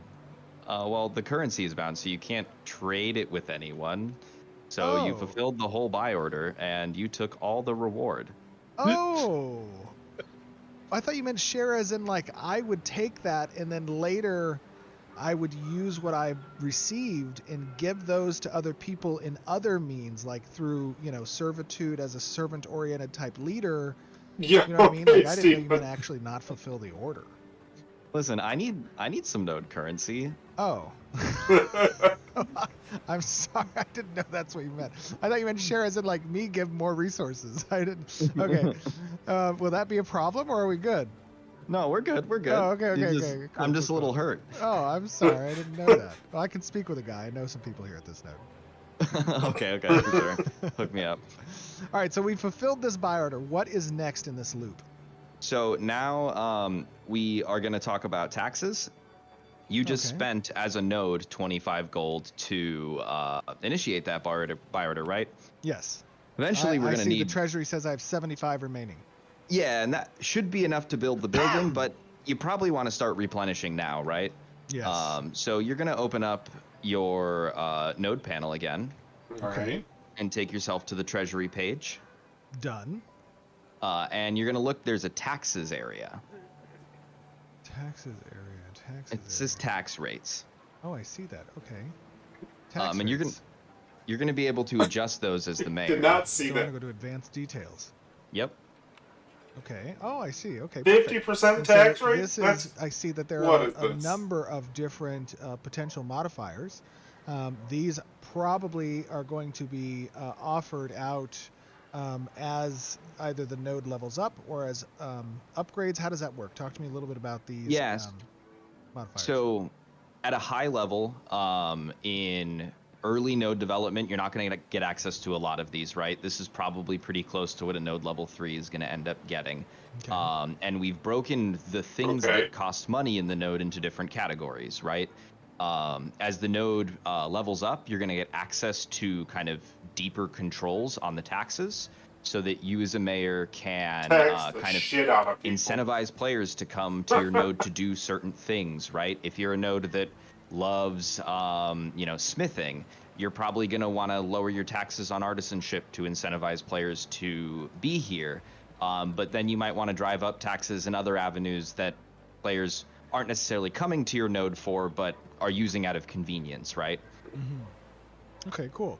So we need to generate some more income. Yep. So I would recommend cranking those taxes. Ranking them up to what? They're already at 50. Oh, here we go. This is not me. This is, it takes a village, literally. That's what we're doing right now. It takes from a village. It takes from a villager. No, just, And it goes to the roads, right? and We're gonna fix yes, the roads. it goes to the potholes in the road. Save changes, There Steven. seems to be quite a lot of them here. I have adjusted the tax rate to 75%. All right, now if we go over here to this guy, All right. you can go ahead and buy some stuff, and 75% of the base cost of these items is going to go to the treasury. That's a lot. I see here.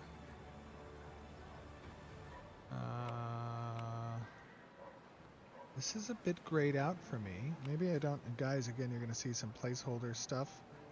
It looks like I don't have room for some stuff, so I'm just going to be killing some things. Nobody pay any attention to the non-existent icons. Yeah, some of that art is still pending. That's a lot, but okay. Okay, I will now interact with this gear vendor, and let's see if he can sell me some items. You don't have money, Steven? You know, Oh, these are excuse me. grayed out for me. Do you have any money? Oh my god, I have no money. He's poor. It looks like you probably only have node currency. I need some money. I'm going to use a cheat panel. Nobody look. This is a little bit of a cheat panel, okay? You're going to see Just a little. where Oh, I they actually can... blurred it. You're saying your mayor is We'll just- broke right now, right? We'll just Yeah. pixelate it. Yeah. Nobody sees anything. Where do I No, want maybe to you go did here? need that node currency more than I did. Yeah. So what do I do here? Character, gold. Let me get some gold. Give gold. You know, I'm going to give myself 1,000. And I will now speak with this individual again who was so rude and curt with me when I tried to buy stuff from him. There you go, Didn't Steven. know who I was as the mayor. Okay, cool. So we want to generate some currency for the node. We're just going to demonstrate here, making some purchases. Alright. Oops, I probably need to... Hold on. Sorry, my bad. I'm going to select some of these different items. How do I make that purchase?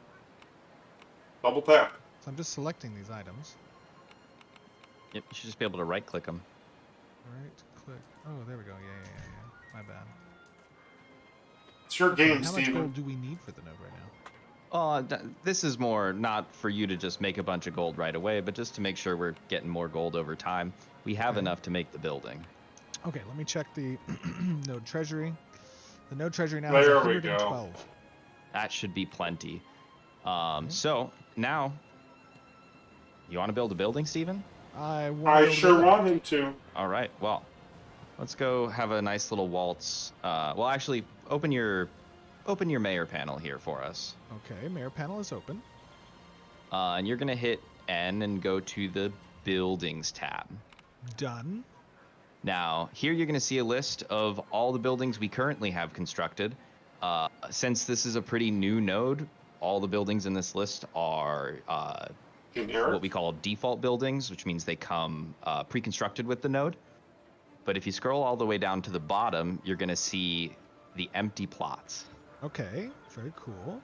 And just to be clear, the default buildings are offering default services, as you were saying, apartments, warehouse for storage, or the caravansary for the caravans and reception of those caravans. Like, all nodes will have a base default list of services that are offered regardless of type. Is there a flying person over there? I don't know if you guys saw that a second ago.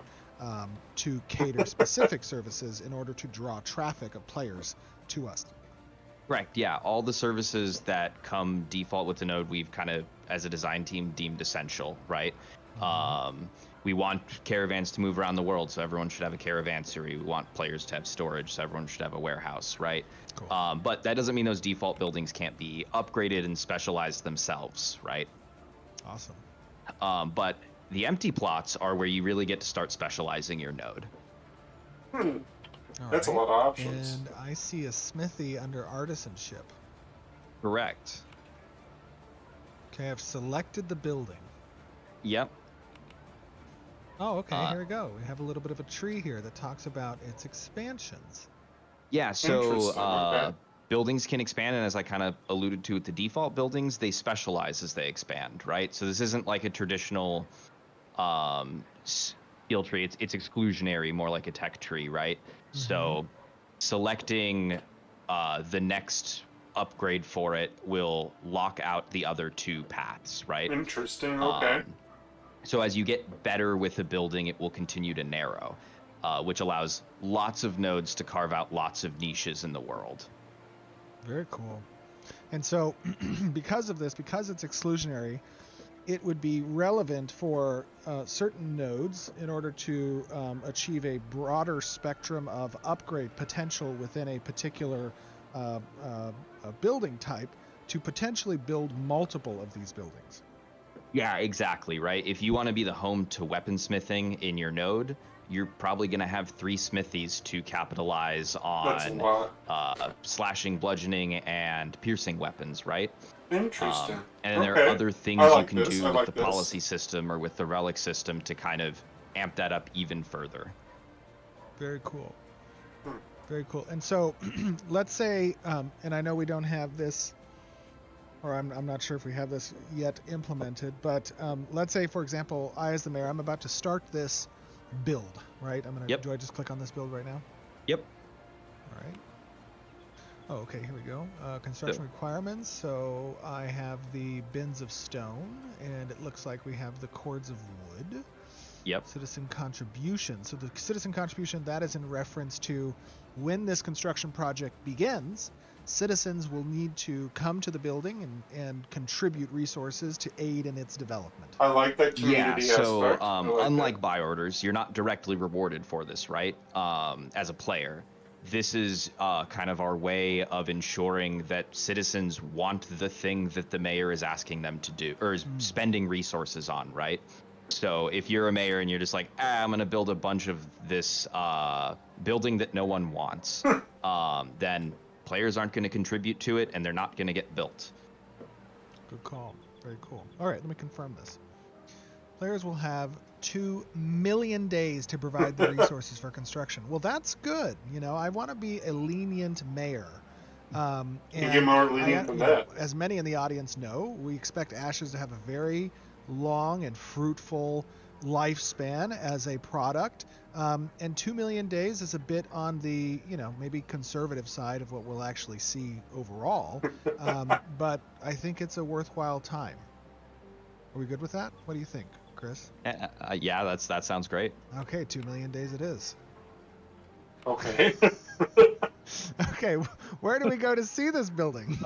So we've constructed it over here. How do you know if you want to follow me this way? All right, I'm following. I don't normally run in my own town, but I will run for this. Listen up. I got places to go, people to see. People to see. You work at the behest of the mayor.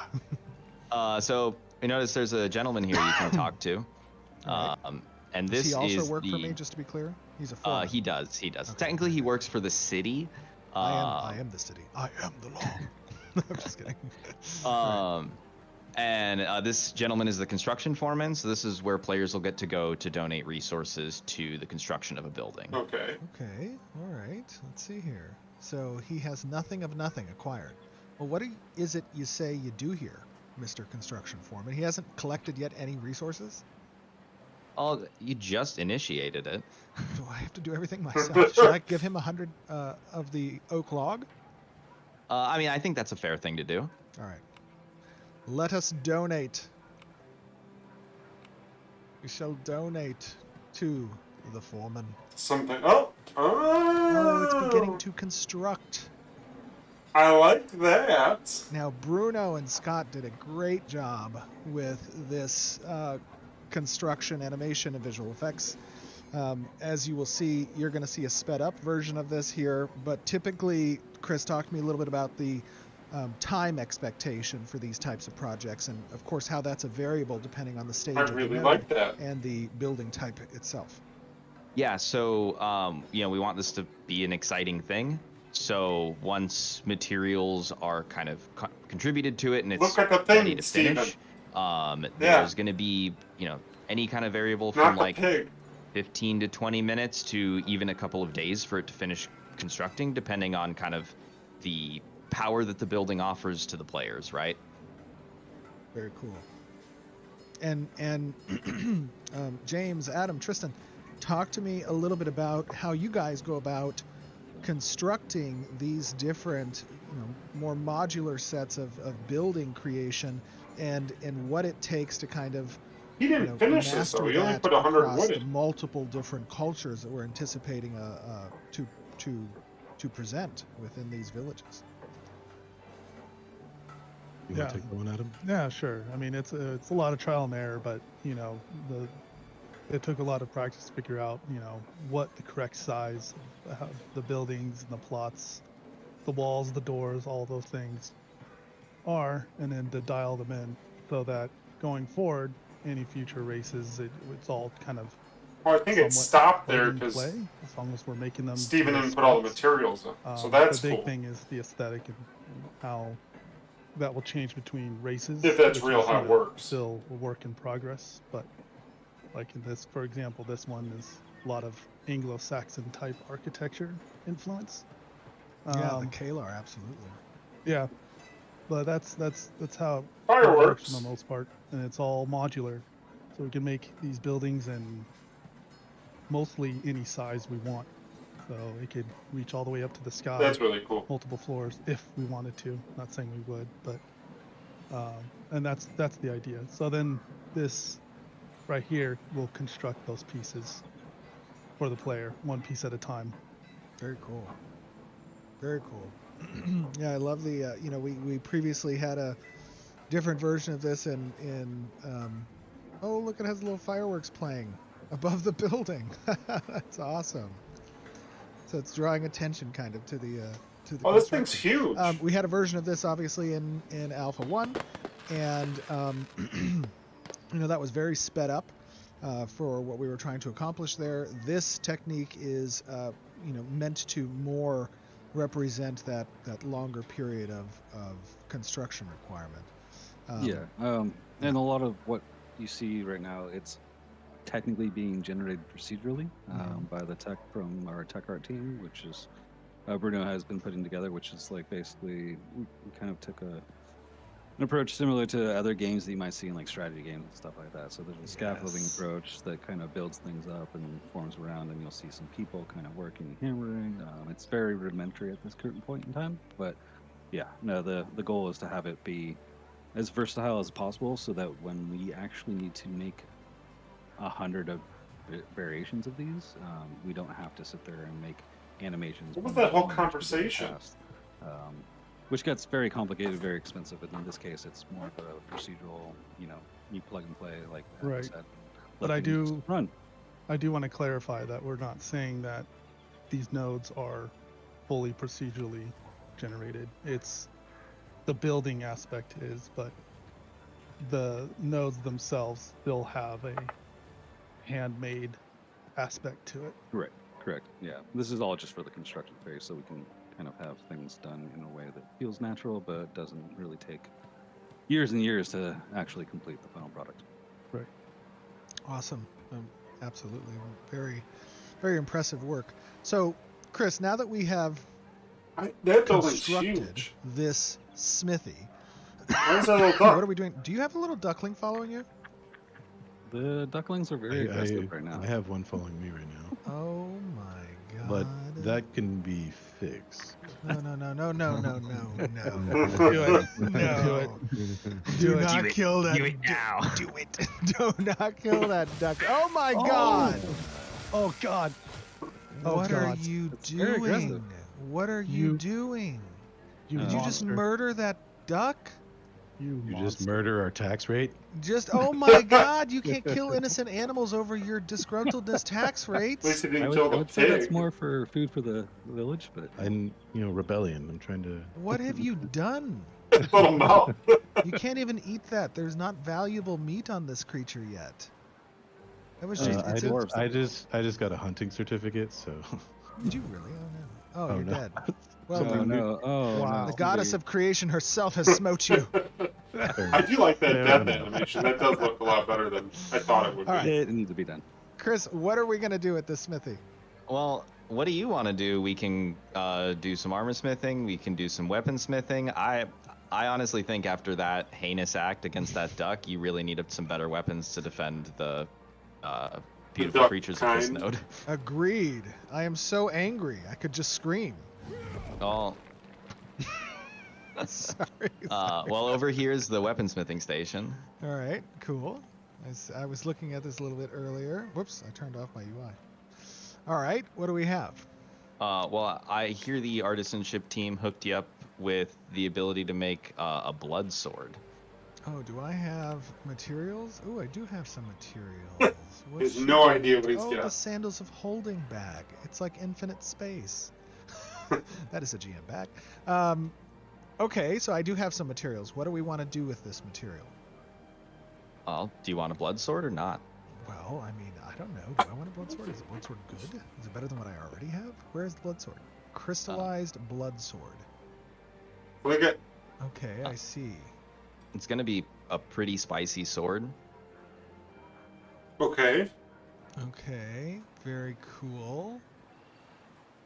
53 yeah, damage let's rating. try this. What are we gonna do here? Life steal So I already rating, have the materials 110. for it. I like that. So I just go Yep. to craft one quantity. Hold on, it says I can't craft this. Yes, you gotta add your mold to it. Oh. What? I have selected my iron weapon mold. And I am using that mold and crafting. There you go, I'm gonna Puff. use the blood sword now. I shall rule with a mighty fist. Let me equip this. Well, do I actually have? Oh, I do have it. Oh, Okay, nice. that's pretty sweet. I like that. Yeah, it looks great. Very cool. All right, so now that we have constructed Alright, this that was building, cool. there are also a number of upgrade paths that players can utilize to specialize the building further. We previewed that in the tech tree for the building, and each building comes with that sort of customizable path of Is that guy upgrade. gonna that are dig up the possible. Those mud forever? continue to give the node a higher specialization, which makes it relevant for player traffic. Right, and the idea with that too is no one node can do anything, right? So Everything. Not anything. it kind of is leaning into this idea that you need to travel your goods around the world and go to a lot of places to do a lot of things, right? That's a cool concept. I do like that. Absolutely. This is a beautiful. I mean, gosh, this is just. I love the atmospherics. I love the more nature-oriented aspects of the interior of the node. What Now, node level is this this? node, Tristan and Adam James, this has a bit more topography than what we were seeing in Alpha 1. Talk to me a little bit about the types of node templates and footprints that we are leveraging with the design of I these, like the of background these noise. villages. It's very unique and very Yeah, so there should be active. kind of a handful of different types that you'll experience in the world, and they all have their different benefits. So in this case, we kind of have a plateau landscape layout for this one. It's not like you said the flat landscapes that we've done in the past. We've also got ones that will be like rivers flowing through it, and as well as like That's gonna being be so nudged cool. up against, say, like a body of water or like a cliff face sort of style. So in this case, this is one of the more basic versions that you'll see for the current layout styles that we have. But That is real cool. Yeah. Not only that, the node itself will have its own type that's best suited to develop into. I think this one's an academic node. Yeah, this one is academic. So I see we have kind of a placeholder node type building here. Yeah. That's the town hall. Oh, is that the town hall? I apologize. This is the placeholder one over here, the kind of citadel looking one, yeah? Yep. Yeah, that is a work in progress. Hmm. So we have that standing in. I mean, that looks really great. Beautiful. So this is kind of where all the activities take place for, citizenship interactions, the paying of these dues, the opportunity for players to kind of interface with their local government and the custom quest arcs that are available based off of the surrounding POIs. Up here is kind of the city center, so to speak. Right. Right. Yep. This is where elections happen, right? Normally. Normally. I love this. When you don't GM command yourself mayor. Wow, unbelievable. I just sat down. You guys told me to GM myself, Mayor. There's also a place where punishments could happen. Where's that? Punishments, you Gallows say? over here or something? What kind of punishments? Is Are that you the type threatening the of- mayor? Yeah, is that the type of mayor that I am? Do I just have like public hangings or something? I mean, if you're that type of mayor, you could just hang anyone. yeah, Unbelievable. depends upon who messes with the ducklings. That's all. Yep. I gotta go. I noticed that we have a bit of homage that we're paying to the excuse me, to the Don't die, windmill Steven. monster that many players experienced in our pre-alpha testing. Yeah. Yep. You guys remember that? That was like 2 days straight of us getting stuck at a loading screen back in like 2017. That was horrible. a fun time. I love the Having windmill. a mimic the size of a windmill would be pretty. I think we actually did turn. So at some point we updated that image to be a windmill monster that was eating pre-alpha players when they tried to join. That was great. It was really good. Oh, it's beautiful. This is absolutely beautiful. So It really is. Like I'm very You know what? impressed.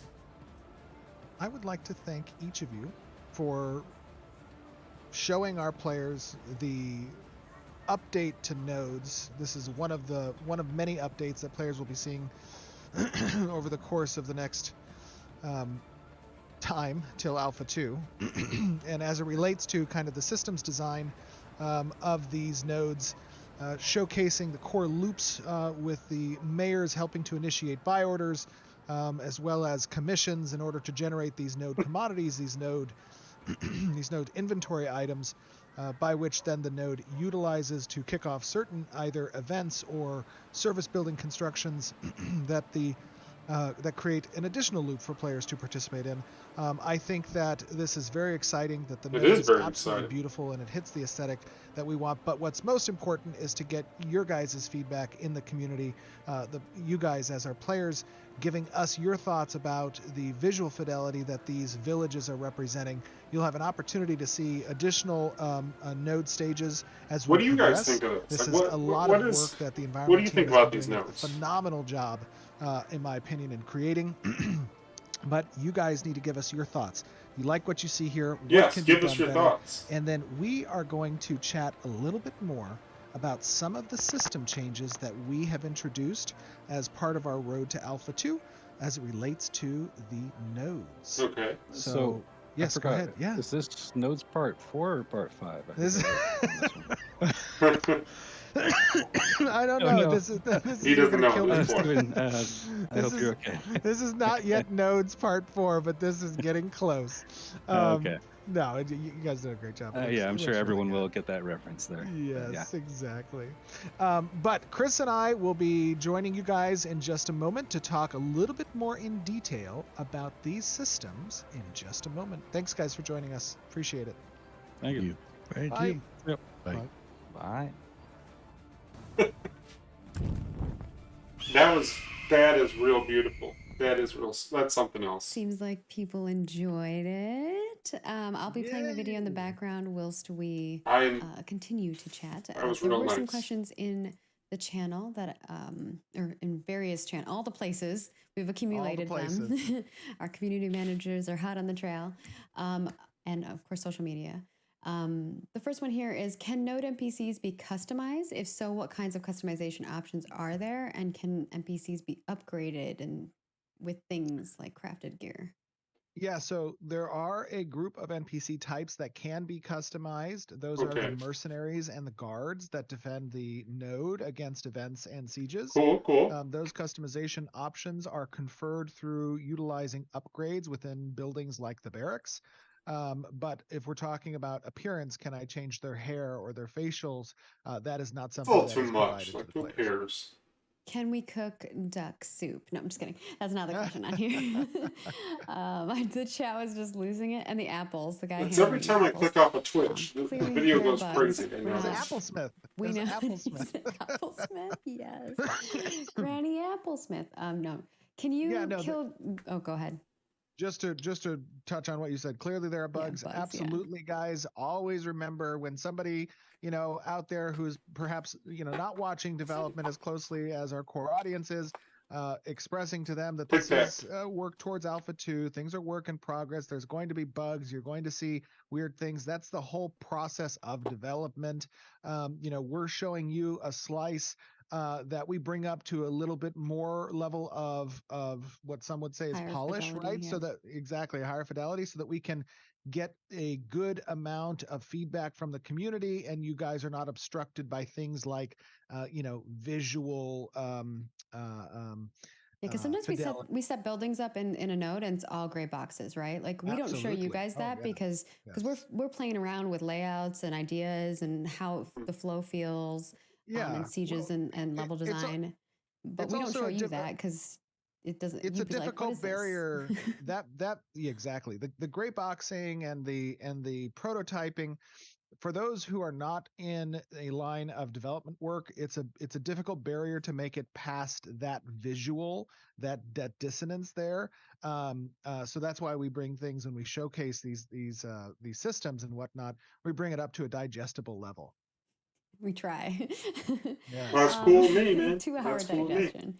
It's a process. This has been a fantastic Next one stream. here is Kind of slow early can on, kill but guards at a node. I know we've talked a little bit about this, but they want it's to know, good. can citizens kill guards at their own node? How effective are guards in combat in order to protect Yeah. citizens?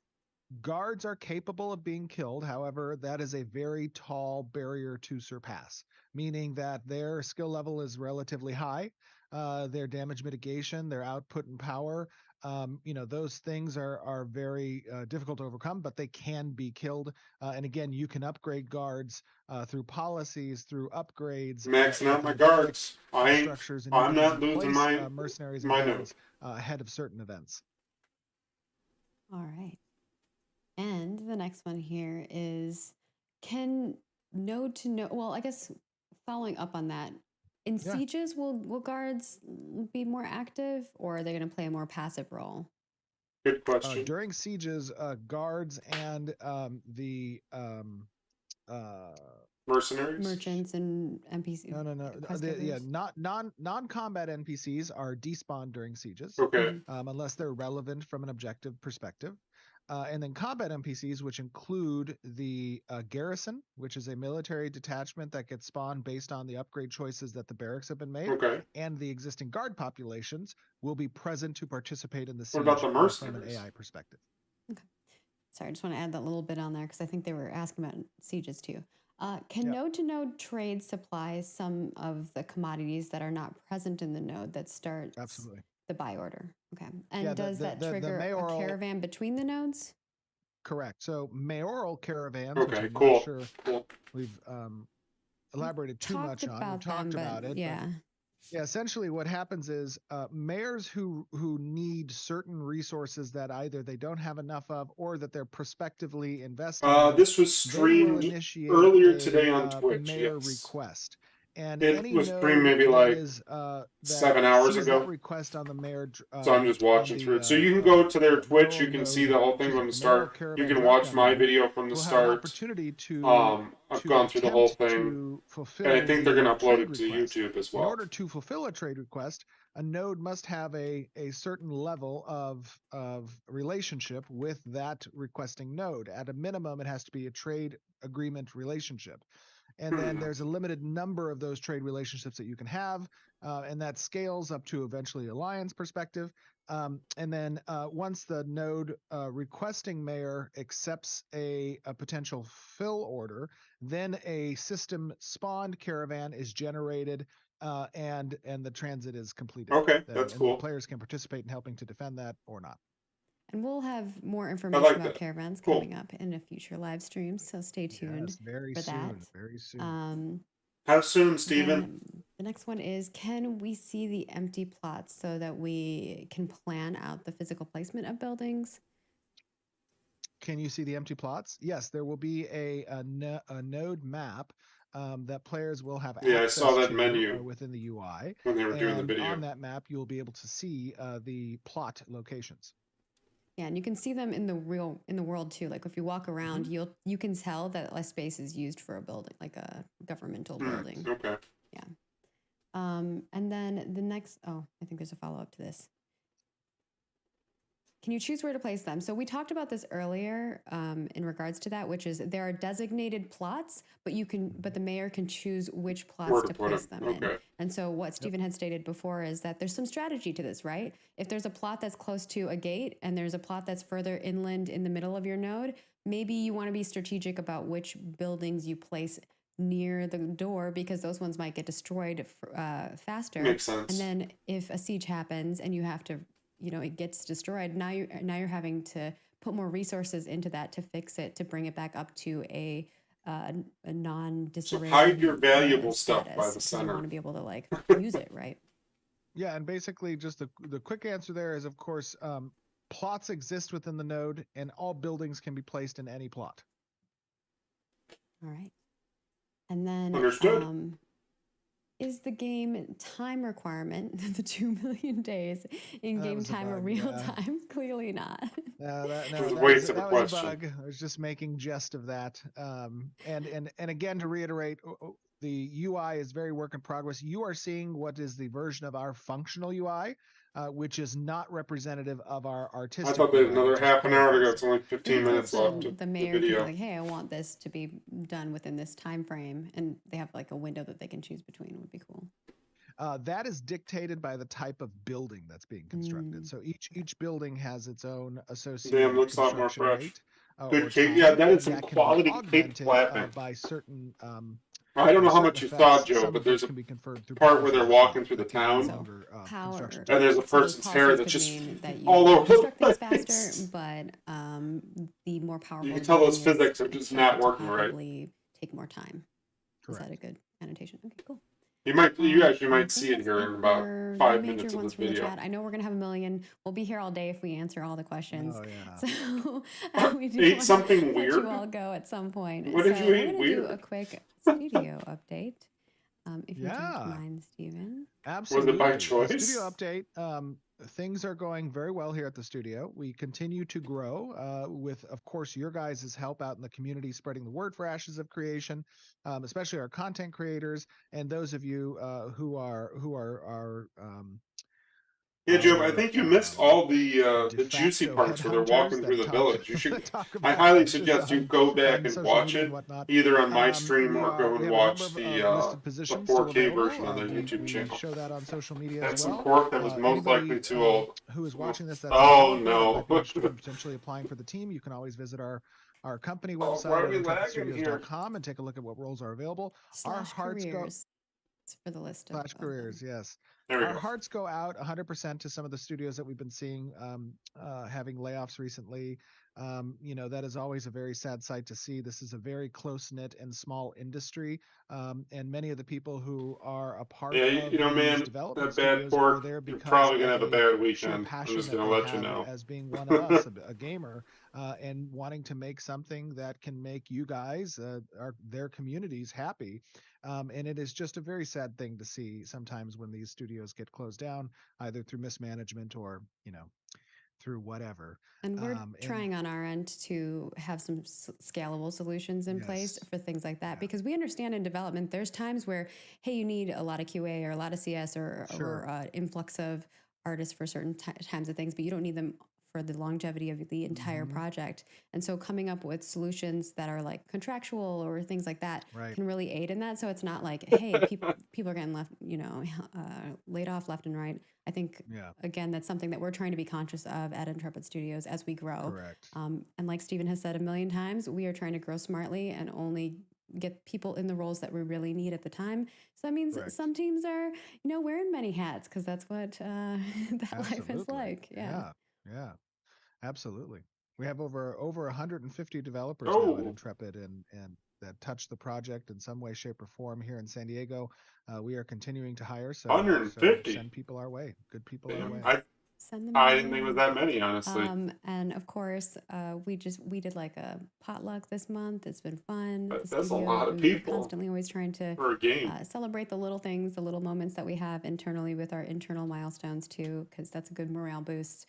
And just the teams in general have been kicking butt. So sending love to all of them. If we can get some little hearts in chat for our developers, one of the things that I always say is like, it's so hard when you hear players say, oh, the developers don't care, because deep down, the ones who are working day in and out, we care a lot. And yes, sometimes things don't always go the way that we expect, but we're trying. And at least Yeah, Intrepid and here, we care a lot.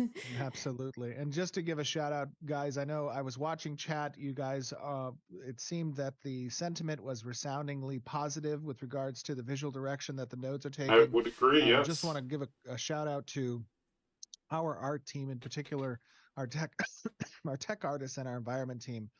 Tristan, who's their lead, they all do a phenomenal job. Zachary, Scott, John, James, Hans, Hal, Charlie, Cameron, Is he Brandon, reading Brianna, through AM, Adam, the and Adam. Discord You or guys their have done a internal Slack phenomenal channel? job. Brian as well, and Bruno.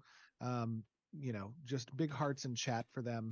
They slave away at making us the visuals that we all want to see, quality level in the games that we spend a majority of our time in, our free Yeah, they time in. really do And a it is fabulous one job thing to at the have an art of artist this working game. on something, It's it's really another thing amazing. to have a passionate individual who wants to play in a world they're creating.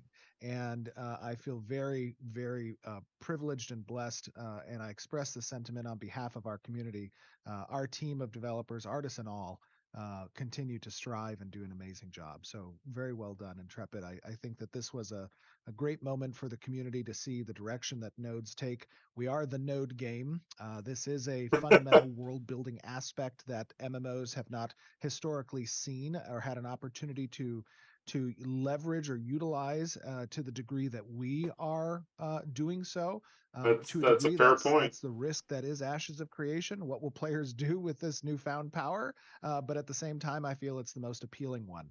And so, for that, big props to the team and for you guys out in the community, giving us your feedback and joining us on this journey. Speaking of the community, we are going to grab some Q&A, but of course we do have a thread up, and while we do that, I'll play more of the video. But we do have a thread up right now for feedback. Please give us your feedback in regards They to gotta, nodes, the they're not going to node get a lot of update that we questions. They provided got with you. And we 9 will minutes have left the of this 4K video video. up on YouTube as well, as per Yes. usual. Shortly after. Shortly after, so stay tuned. So with the questions, the first one here is from Gall about potion chugging. What is And the I know intent? Go ahead. And just real quick, Margaret, I know we have a lot of these questions, but I do have a hard stop at 1:30. I thought we were only going to be 2 hours, so Okay. maybe just grab the top 3. Okay, I'll grab the top 3. There's the quick end to this. So the first one is about potion chugging. What is the intent for potion consumption during active combat? Will we chug potions regularly, or will there be a moderate cooldown? Yeah, there will be a cooldown for potion use. It is intended that potions are relevant during combat. There will be a mixture of potion use as well as meals and or drinks. That's something we'll get Makes into a little bit sense. in the future, the differences between those things and what types of benefits they confer because they are unique to the type. But there will also be tiers of these different types of things, and those tiers will share cooldown. So you It's might not have tiers a necessarily, very it's strong groupings. potion and a very minor potion. They'll have separate cooldowns that they share with their same Okay. tier. So you're not the intent is not to spam potions during combat. The intent is to be tactical in the use of these potions because you do not have an unlimited ability. Like And that. I then like that. Sun Garden wants to know about mounted combat. How will it be evident to players in a PvP scenario what types of abilities they might anticipate from an enemy's mount if its owner has a skin of another breed applied to it? Sure, great question. So mount abilities are really meant to be a learned information source. This is not meant to be something that I can look at a mount and know without interacting with that individual, that player, what that mount is capable of doing. And as such, when they have skins, excuse me, when they have skins applied, whether it be through in-game earned or through cosmetic purchase, you will get a learning for what that mount does by observing its use case and taking that knowledge that you have learned forward with you. Okay. All right. That's And a simple the answer. next question here is about node citizenship, and this comes from Rinadal and Azare on the forums.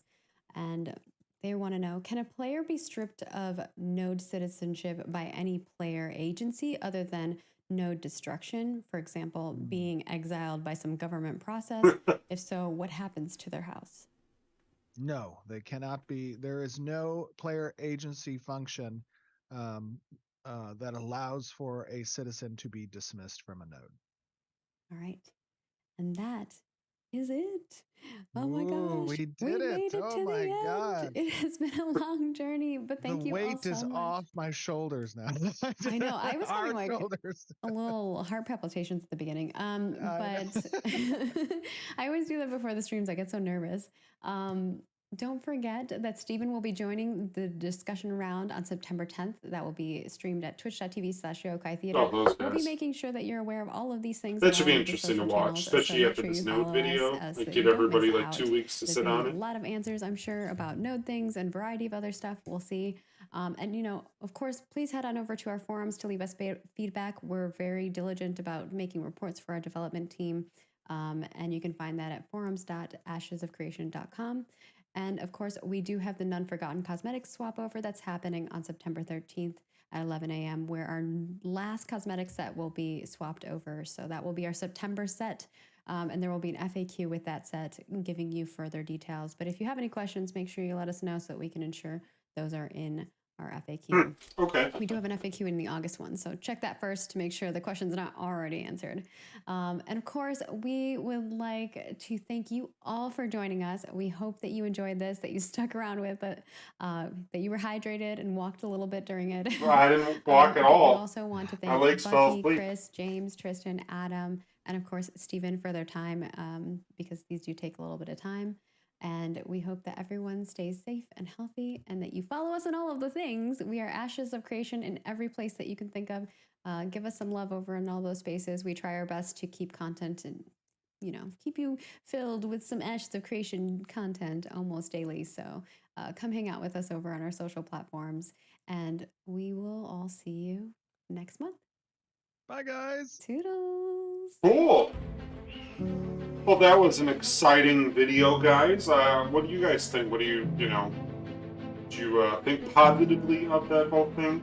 I don't know, I'm gonna pause it. Where's it goes? Oh, those are these weird things at the end. I mean, they're nice to look at. It's like someone got bored and was like, I know what I'm gonna do. I'm gonna make cutscenes for gear or advertisements. But anyways, that was real fun. I really liked it. I got to see the nodes. I got to see a unique node with its levels, the functionality of the node, the mayors. I really liked all the how to send out the quests and how to get your citizens moving in helping develop the node and helping assist and all the other fun stuff. I think that's cool. Job job, your stomach hurts. I knew it would hurt. I knew right away. Once you said it was a little too old, pork, we knew it was happening. But yeah, that was a really, really good stream. Beginning was a little dry and rough to follow. But I would rather have some dry factual information streams every once in a while to really absorb what the game is and where it's going and stuff. Especially like something like Nodes that's so large, they have to just spit it out factually and just lay it out right in front of you, to see what it is and everything like that. So, but again, I thought it was great. I'm gonna have a great time with this game when it comes out in about 38 years when it does launch. I do genuinely wish that they would. I'm just gonna play this without sound. That they genuinely just launched Alpha 2 and just let it run. Let the people play. Let them test. I'm sure you'll get a lot more data faster. I think it would be for the best, unless they're trying to hide the fact that there's a huge chunk of the world that isn't even designed yet. Besides the Riverlands, because it seems like they only preview the Riverlands and a little bit of the snow biome. So my theory is they're not that far along with the whole what do you call it? With the whole world development. So I don't know. We'll see what happens. Really. Hopefully they do release it sooner than later. That we're not all waiting forever, but we'll find out when it happens. I guess that's all, guys. Quick self pitch, really quick. I am Squeetee. You can find me at squeetee.com, YouTube, Facebook, Twitch. 99% of my stuff is on YouTube, so go follow me there. But I do appreciate if you follow me, like, and do all that fun stuff at the other platforms as well. What was the thing I wanted to say? I'm just going to drop it in the middle of this video here. What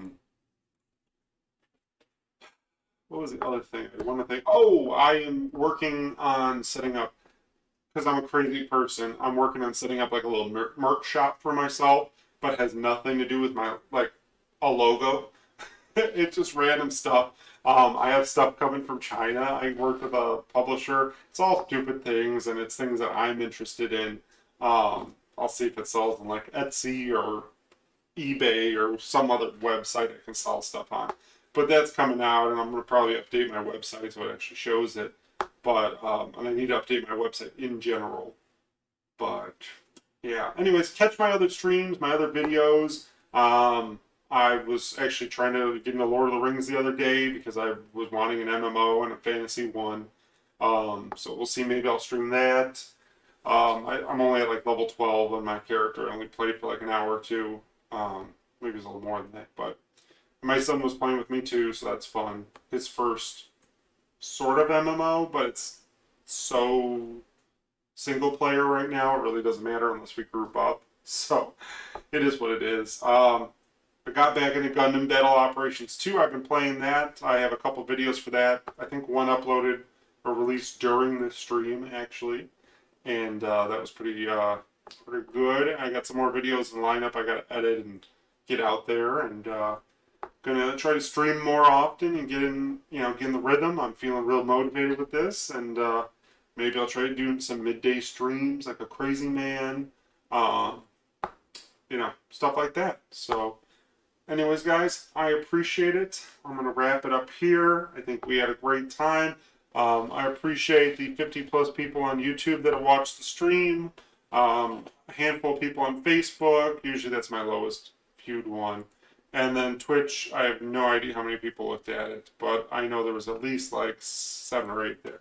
So I appreciate you all taking a look and joining me tonight. So Job Job, I hope you feel better, buddy.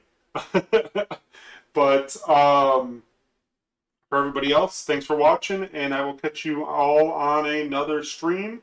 Probably the September 10th, 12th one where Steven is doing that roundtable. I will try to stream it live while they're doing it as like an extra head.